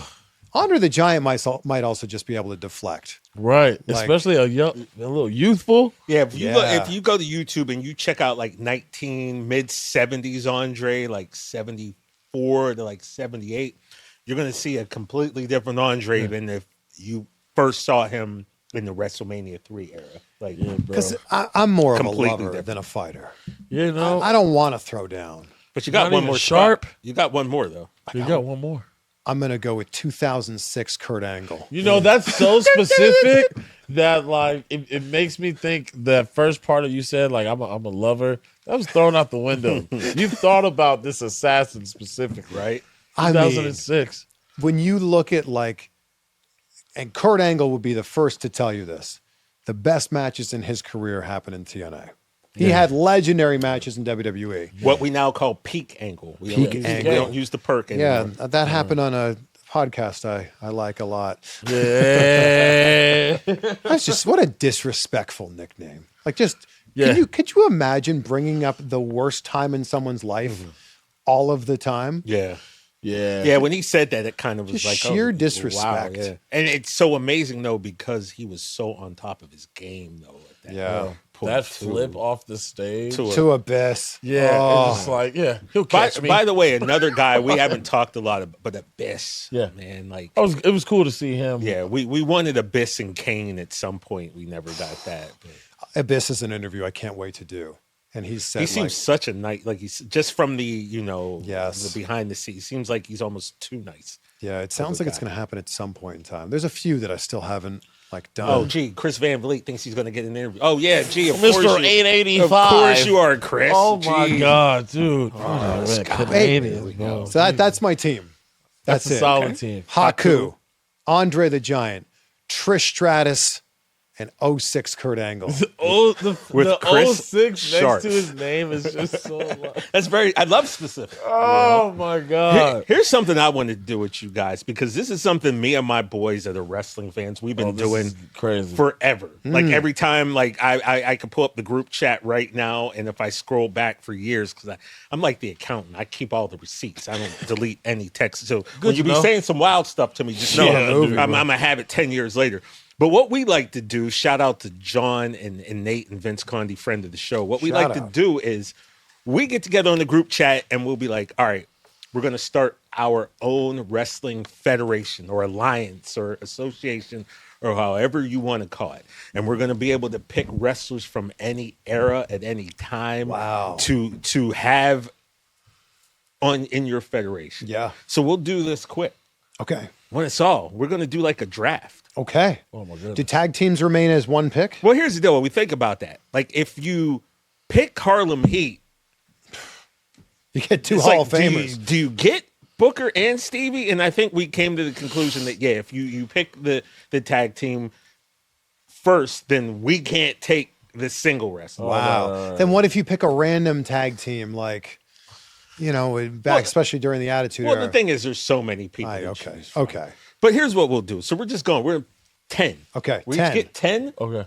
wrestlers to start our organization or promotion, whatever. Ooh. We're going to do it draft style. Okay. Chris, you are a guest in the house. So we're going to give you the first pick. Oh my goodness. O'Shea, would you want no restrictions? I don't think. No restrictions. Oh, I will say this. Let's try to have at least 2 women. Okay. Okay. And then any restrictions on like at least one tag team or No. okay. Yeah, do no, whatever right. you We're doing want. like Okay. fantasy Yeah, football. yeah, we're doing. Do this is fantasy football. second? You know what, O'Shea? Since I'm coming, you do 2, and I'll take the 3rd pick. All right. Okay. All right. I'm gonna kick it off with Stone Cold Oh, you- Steve Austin. 100%. What? You son of a I'm biscuit. gonna build my entire company, the CVV Wrestling Federation. That's way too many letters. Around Stone Cold, the CVVWF. Nice. Wow, that's terrible. name. I'm already not liking that you did this. I shouldn't have given you the first pick. Yeah. Wow. I mean, like, I mean, he's a guest. you Damn know, like, it. Shay, you're up. I know, man. It's one of those situations where it's like, do I draft from my mind or do I draft from my heart? Well, they both say the same thing. Let me get the tribal chief. Wow, Roman okay. Reigns, bro. I'm Wow. going for Oh man. the biggest my numbers in my company roster is history. going to be stacked if you're starting with the tribal chief. I'm going chief, bro. All right, let's see. So you got Stone Cold, you got Roman Reigns, Now I got to think. Like, are we talking just like sheer star power? Like, I'm trying to make money, right? Of course. So I want people to come see my show, right? So because of that, I have to have a big star. And this guy is not only quite possibly the biggest star in wrestling, but also the biggest star in this town we're sitting in right now called Hollywood. I see where you're going with so I'm this. going to go, if The Rock. Wow. Whoa. Okay. And the way I set this up, if we're going to do a serpentine, that means it comes back. For me. Wow. So that This is you- why Oh, she it goes thought on about- second it goes pick. right back to you. Yeah, It just- doesn't matter if it goes back to you. So it comes back to me. You know what? I got The Rock, right? And now I got to figure, like, all right, I want somebody who can just grind you out. And so, Pause. You know what, though? I'm going to take the guy who. Give me Ric Flair. Oh. I'm not mad at that. Okay. Give me I'm Ric not mad at that. Yeah. Oh God. Do I go with the devil I know or the devil I don't? Because there's no way I can let him get what I think he's gonna do right now. Because I forgot about the snake draft. Yeah, me too. I completely forgot about this. I didn't. That's why. Yeah, of I course. gotta have of course. two ready to go. Right. Yeah, second is not where you want to be. I'm going to just You because. got Roman. Yeah, I know I got Roman, but like, actually, you know what? This is a full circle moment for me. Okay. But I can't let him do what I know he's gonna do. You don't know. But what I mean, as a black person, I can't do it either. So I'm gonna go John Cena. Okay. Gotta go John. I just met him. What a guy. Just by you. That's perfect. Yeah. Yeah, man. I Well, know- if you're gonna go John Cena, I know he's not going to do what you think he's going to do. Okay, Then you're cool. going to have to do it. Yeah, I'll do it. I'm gonna go with somebody who's gonna be on almost everybody's Mount Rushmore. All right, there it is. The Undertaker. Oh, beautiful, beautiful. Way to go, Take. So I've got Stone Cold Steve Austin. Funny story about Taker. and Undertaker. TJ called him Mark. Here he goes with this. It was Called bad. him Mark to his face. Yeah, I didn't mean Did to. he introduce First time- himself as Mark? No. Nope. That was He said, "Hey, Mark." Like they were And old he pals. probably said, "What's up, Mark?" yeah, Right Mark. back to you. Nah, I was frightened. I was like, I can't believe I just. And I apologized. Because it was like 4 or 5 seconds went by, and he was like, "I'm so sorry." Ooh, I was like, oh, I apologize for that. I didn't mean to do that. This is we're taking all the legends. It goes back to me, right? Yeah. 2 picks here.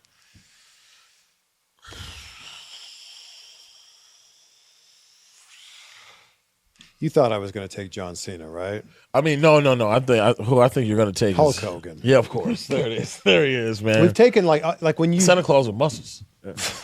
when you ask like the Mount Rushmore, we've named almost everybody that's on the typical Mount Rushmore list.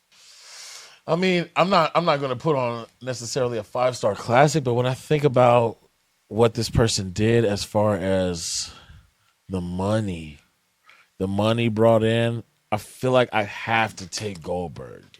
Ooh.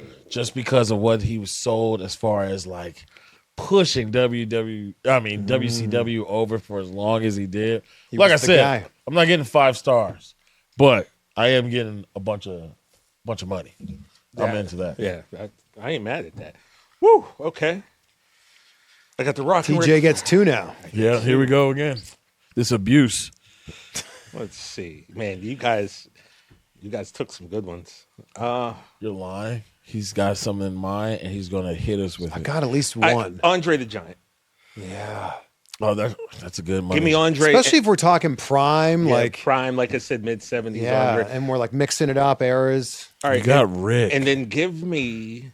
Who am I missing? Give me Sting. Oh, yeah, I was gonna standard pick TJ Sting. pick. Thought you guys were gonna forget about Sting. Oh, never that. O'Shea is up. Somebody who's still not box office, but like blockbuster when it comes to matches.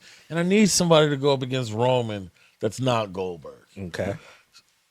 I gotta go with Brock Lesnar. Damn it, I was hoping he was gonna. I was hoping you were gonna forget about Gotta him. go, Brock. There's no way to forget about. I'm at number 2. Yeah, there's no way I was gonna get him Man, back. now I got 2 here. When we're talking again about Mount Rushmores, I'm really gonna dip into like can have a great match with anybody. Yeah. The legend, the Heartbreak Damn it, Kid. Chris Van Shawn Michaels. Then it comes right back around to People me. are going to be so mad HBK went that low. I'm mad he went that low. I can't believe he wasn't taken. Yeah. I thought for sure he'd be off the board. Like I said, when you're not thinking of, if you had that time to prepare, I just thought about this. Like, It's different before when you the lights walked is in. on, bro. It's So, different. Yeah. And then the great Canadian wrestler Okay. great match with anybody. Bret Hart. Okay. The best there is, best there was, Let me best tell- there ever will be. Let me tell you something though. The shampoo is going to be the only thing pH balanced in your locker room because these two hate each other. Perfect. It's going to be great. Give them different locker rooms. Yeah, because I can't have bread on mine. Okay. Come on, dog. Oh yeah. Could be a great rivalry. Right. We talked about this, TJ. I gotta go Kurt Angle, bro. Man, you just. Yes. I know. And like Love we Kurt just Angle. I know we just hyped it up. I can't wait for you guys to But get my him on the wrap show. around right now is what I'm really hoping TJ doesn't do, and then I'll be fine. I don't know. I think right now. I don't know if I'm winning this. I got to be honest. I like what you guys have done. Says the dude with the Rock, Ric Flair, Giant. All right. Jeez, legends. You know what? Give me a woman who I know will be able to handle her own. Give me China, Oh, yeah. and then Be give great for tickets. then give me. You know what? This guy doesn't get enough credit, and I don't understand it because we went crazy when Roman Reigns got 1,000 days as champion, which is amazing. Except this guy had 4 of those There we 1,000 go. day reigns. Let's go with Bruno No, San yes, Martino. Come on. Morris San Martino. man. What are we Propaganda. doing That was here? my pick. That wasn't, but Bro, now that we got Kurt Angle on the squad, from what we were talking about before, just because I know what they could put on, let me get my man. Let me get the phenomenal okay. Oh, that's AJ good. Styles. What are we? How many have we taken? 1, 2, 3, I'm 4. sneaking in This on is going to be these- your on these 6th later and 7th. rounds. I'm My sneaking 6th in. and 7th. Well, I mentioned earlier in the interview, and you know I love my Canadians. Stratus. I need some Stratusfaction here. Don't How about we the all? fact that God Trish bless Stratus her. has aged about 11 minutes in the last 25 years? Right? Saw her in Connecticut when we were up there. We didn't get to interview her, but it Unbelievable. was like, wow, okay. Oh, What a gal. Trish Stratus. And then oh man. I was really thought that you guys would forget about Bruno. So that No, was, not him. Yeah, of Yeah, course. watch the show. Who am I leaving? You know who I'm going to go with here because I feel like he won't be on the board? The 5-time. Damn it, Chris. Five time. That was my next pick. 5-time. Black people are never going to let us hear the end of this. WCW champion. And here's the thing about Booker T. He can do everything. Yeah. Can work as a babyface, can work as a heel. Respect. He Can do work the in a comedy. tag He team. can do the Right, serious. right. Tag team. Black Snow. So Respect. good. Tag team singles wrestler. Comedy. Working as a, just a badass. Booker. And the way he helped Commentary. the way he helped get Stephanie Vaquer over, the way he helped get Trick Willie over. Like people try to deny that, but there's no denying he helped so much get those two. Absolutely. He is an all-time great. Over. Yeah, I'm very upset because I had something I was going to pull with these next two, and you beat me to it. Oh, Shay, you're up. You Okay. have Roman Reigns, John Cena, Goldberg, Brock There's Lesnar, so Kurt many Angle, good AJ ones still Styles. left. Yeah, I mean it's but wrestling. Like Now, if And I love that we're doing this without Googling. This right, is all Yeah. off the top of the dome here. Yeah. you guys went the ladies' way. I mean, I feel like I have to go with her, the greatest female wrestler of all time. And I'm not just I already saying took that. her, though. You got Becky? Bro, I was going to say, bro, don't you trip. Becky Lynch, you're coming on the squad. And by the way, it's not just me saying that. TJ wrote it down. Chris Van Vliet says it. Like, come Sports on. Illustrated. Sports Illustrated, Yeah. the Bleacher Report, the Yeah. Bleacher Report. So unfortunately, Rich Eisen. Unfortunately, you took Booker, which means you also going to get Harlem Heat, which I don't like. Ooh, okay. Yeah, Wow. because I just Amazing. said we can't split them. Okay. So Love then it. I have to do this because you took Harlem Heat. I got to go the Steiner brothers. That's not bad. And then I'm going to flip it again and I'm going to go the Road Warriors. Wow. Well, here's the thing. When you got Rick Steiner and you got Scott Steiner and you put them together, Right. We got a 75%. Yeah, I was waiting for the math. Now there's a 33 and a 3% chance. O'Shea, you are up. Yeah, I'm sensing something happening, so I'm going to go with my favorite of all time, and I got to go. Remember, you need 2 women and at least a tag team. Oh, we do need at least a tag team? At least, well, you Okay. got yours. You got yours already. Oh, that's right. Yeah. I need 2 women. Oh, I'm only at my 8th pick. Yeah. Yeah. 3 more picks for Let me you. get the Dudley boys. I want the Dudleys. Let's get crazy. Let's get nuts. All right. Shout out to Prince. Rest in peace. All right, Chris, you get 8 and 9. I'm loving this so far. Me too.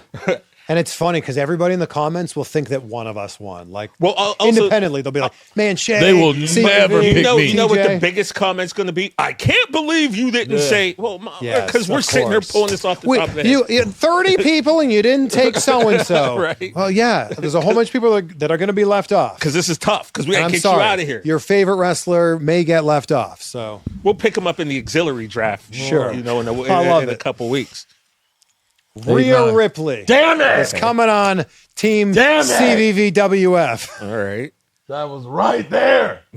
Shay, you're up. No, I. No, I'm- he Oh, got, you he get two. got My another bad. one. Yeah, my bad. So, oh man, I think I got to go with this person just because, like, they were the greatest heel in this era. I had a poster of him on the back of my bedroom door growing up. The Game, Triple H. Think of that. about the Think Game. of especially the era when he was 1-2. Is this This is on? Yep. Man, Loving this right now. think of how much JR hated Triple H. That son of a bitch. What a heel. Yeah, he was. one of the greatest heels. Oh my gosh. Now, see that's what we're sad. not thinking about. Oh, I know. What we're not thinking about, TJ, is I need somebody to help run this show. Okay. She's a former women's champion, and I put her on my Mount Rushmore of managers. All right. Stephanie McMahon, please come down I to feel mine. like Come on. you're trying to get her on your Come show on, bro. That's already signed, sealed, delivered. here. Oh, okay. I'm Love yours. it. I need But her on my show too. I need Stephanie McMahon because I need somebody to be the villain of my whole operation, my promotion. she has the greatest slaps in the history Yeah. of the Yeah. wrestling business. In the I face. don't even think that's an argument. man. Questionable marriage. Like, as far as how they got married, I'm like, guys, Yeah, it did are seem we a little not like, going to bring this up? Like, Vince, you're okay with this? You might go to jail, really. My God. You know? But I think No one of the only wrestling marriages that works. Has lasted. Right. And it's actually really nice. I mean, is Uncle Elmer still married? Because, you know. I was like, dude. Speaking of marriages, there's a guy who we all love. Everybody loves him. And for some reason, when we do lists, somehow we accidentally forget about him. But I'm going to say this. I'm going to talk to you, Chris Sharp. Oh, yeah, brother.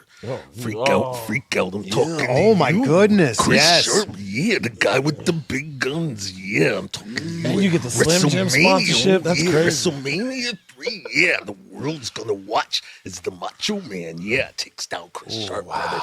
Dig it. Yeah, I'm gonna take People the are Macho going to be Man. so mad that he was still on the board. Yeah, It's I'll tell you who's not mad. Me. Because I got one more, right? I got one. Don't take the more. person I'm going to take. I got The Rock, Ric Flair, Andre, Sting, China, Bruno, the Steiners, the Road Warriors, Macho Man, Randy Savage, and give me. You know what? I always hear about how tough this dude is, right? Okay. Can we get an honorable mention? So- So one more person that like. Let me take Harley Race. Okay. Okay. If he does, as Punk said, if he does the move, if he does the drop, I'll move. I mean, I feel like I'm getting hella value, bro. Let me get Cody Rhodes. Bro. You need another tag team though, Joe. I do. Oh, you got one. I just said two Yeah, ladies. you and said one the tag Dudleys. team. He said the Dudleys. All Two right, ladies why? and one tag team. Oh, I thought it said whatever. It's fine. Who you got? Yeah, because Stephanie McMahon would definitely be Rob Van Dam right now. I mean, who'd you But take? Cody Rhodes. Cody. All right. How are the we hell talking is about? Randy Orton still available? Same way Seth Rollins didn't get picked. Yeah, this is ridiculous. All right, so Chris Van Vliet, Stone Cold Steve Austin, The Undertaker, Hulk Hogan, Shawn Michaels, Bret Hart, Trish Stratus, Booker T, which comes along with Harlem Heat, son of a biscuit, Yeah. Rhea Ripley, Triple H, Randall Keith That Orton. last three was solid. O'Shea, you have Roman Reigns, John Cena, Goldberg, Lesnar, Argentina. Kurt Angle, AJ Styles, Becky Lynch, the Dudley Boys, Stephanie McMahon, and Cody Rhodes. And I have The Rock, Ric Flair, Andre the Giant, Sting, China, Bruno Sammartino, the Steiner Brothers, the Road Warriors, Macho Man Randy Savage, and the King Harley It makes no Race. sense. Wow. It's We've like when left you so many people off. it's like when you draft like fantasy basketball and like everybody's team looks like the Olympic team. It's all stacked. Yeah, man. Wow. It's up is down. So who knows? Maybe we'll post these. Maybe in a couple weeks we will visit, and maybe we'll get on the group chat and we'll just add guys into our promotions. Well, man. How I'm about sure when we do that, you will be able to tell them where to find it. But that? Yeah, tell us first of all. oh yeah, You got a live show in Vegas coming up, man. you Yes. what? The Thursday of WrestleMania week. I'm doing Inside Live. We had a blast last year at Circle Resort and Casino Las Vegas. It was my biggest show last year. I think this one's going to blow that one out of the water. So I can't wait. There it we is. go. Thank you Look guys at for it. putting it We up have there. production value here. Wow, Chris. I love it. Let me tell you, it's not a game when you come to know. Bro, that Go to boy C- charismatic. Go to cvvtix.com, cvvtix.com to grab your tickets. We've got the CVV VIP tickets, which include an Ask CVV before the show. So I answer fan questions, which I do every Friday on my podcast, and then a meet and greet after the show with me. And if it ends up being the guest that I think it's going to be with me and my guest doing that meet and greet. So Hey, I'm sure I'll see you guys Well, at WrestleMania week, right? I got to work, so I can only get there like Friday. So I don't. See you there. Yeah. I walked into Fountain Blue with this guy last year, and like a few people were like, "Hey, is that CVV?" But this guy got mobbed. I was there too. I guess you didn't. Yes, you were there as well. Yeah, but you're carrying People were like, chairs. "Is that TJ?" Yes, right. By the way, speaking of which, I just now hit me. That's the first time you and I ever met. It Yes, was in the that's right. airport at Philly, and I had my Yes. chair, and I was trying to figure out how I was getting on the plane. And we were both at the machine. I introduced myself to you, and as soon as you said chair, that's the first right. time we I met. was like, "Oh yeah, you can just check it. I've done it a few times." Yeah, but these ladies took such a good job wrapping the chair up for me. It That's was so like kind. They treated it like it was like very important. It was fragile to them, and it wasn't Italian. But yeah, so yeah, that's the first time we actually got to meet, man. The live shows have been a blast. I just did one. What's with the thumbs up? I was waiting for y'all to be finished so I could tell TJ to tell me where to find us, but you had something to say. So No, go he's ahead. talking about the live we shows. just did a live show on Friday. It was sold out. It was a blast. The live shows are just a totally different element of this. One of the things about having a podcast or just TV in general is like, it's just us. It's just us three sitting in Yeah. this room. Yeah. It's really cool to know that on the other side of these lenses are people that are Yeah. wrestling fans just like us. Yeah. And to be able to connect in person with them is so cool. Yeah, it's pretty. I awesome. love looking at the old episodes and then seeing that number next to comments go up. Yeah, I'm that's like, cool. Hell yeah. I just want one day I want us to have. You know what? No, I'm not gonna put it out there yet because Well, someone's gonna take our idea. I'll put this out there. If you guys want to collaborate on YouTube, Yeah. this episode on my channel as well, where we do the, let me know. Sure. Absolutely. Happy to accept it. NCW Appreciate merch. that, man. NCVVW. So I know What is going on? I know we've been doing this a long time because the batteries just died. So We've now talked for 2.5 hours. Yeah. almost. my ears are now dead. So if someone's trying to Crazy. talk to me Right. in the back, they can't. But yeah, man, I thank you so much for doing this. Thank you. You know, when This has been a he brought it up, blast. I was. What's that? I'm sorry. NCW is just NCVV, bro. Oh my God. Where's your championship? Oh man. So we got it hella tattooed. Oh, bro, we went up to Connecticut. It got Oh, that's awesome. Yeah. I was expecting to see it right here. yeah, normally, but he took it home with him, obviously, Yeah. and then he just forgot to bring it. Yeah, today. yeah. But I mean, I put it up so like it's not visible to me when I'm leaving because it was like I don't want dust or like not like yeah, we got some great autographs, great signatures. Yeah. We even on here we got Punk sign this, Seth sign this. That's awesome.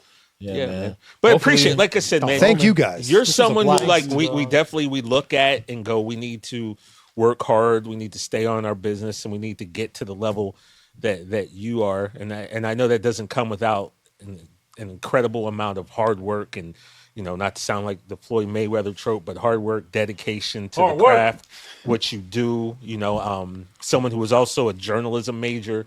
Reading up on you and learning about your background and true real journalism too is just Yo, man, you've definitely done your thing, bro. So I just want Thank to you. say, for me personally, just a lot of respect for what you've done, what you've accomplished. I know you've won Emmys, and that's something here on the Rich Eisen show that we're striving to do. I'm gonna tell you what, if we ever do get an Emmy one day, man, I'm gonna be hard to handle. I promise you that. If I ever win an Emmy, I'm gonna just yell Van Vliet. Van Vliet. But yeah, Thank you, man, guys. Thank you for having me. you. Thank you for the very kind words. And you guys are doing it. Like, so many people talk about having a podcast. You guys actually did it. And consistency is the biggest thing. And you guys keep showing up every single Wednesday. And that's why all of these people keep showing up as well. Thank you, man. I appreciate that. We always tell them how grateful we are to them. Yep. TJ, I mean, if he doesn't suggest me to Rich, like, who knows where I'll be? I'll be on Twitch selling ass. It You just don't want that. it made sense, man, and it still makes sense. And I appreciate you, and Of course, I man. appreciate Love you, bro. you, and thank you. I appreciate that. And so, if you want to follow us, here's what you do: you go to Twitter. We're at There's No Contest. On Instagram, No Contest Wrestling Podcast. On TikTok, it's the No Contest Wrestling Pod. Of course, when you go to YouTube, you go to the Rich Eisen Show YouTube page, or you just type in No Contest Wrestling, and all of our videos from episode 1 with Cookie Monster Punk to episode 75 with this man right here, Chris Van Vliet, the guy that we're all looking up to and chasing in this wrestling podcast space. On behalf of my unlovable co-host, make sure that you guys have a good day, but not too good. Who the hell you think you are? You want to say it with us, Chris? You want to say goodbye to... Bye, Miss Parker. Bye, Miss Bye, Parker. Miss Parker.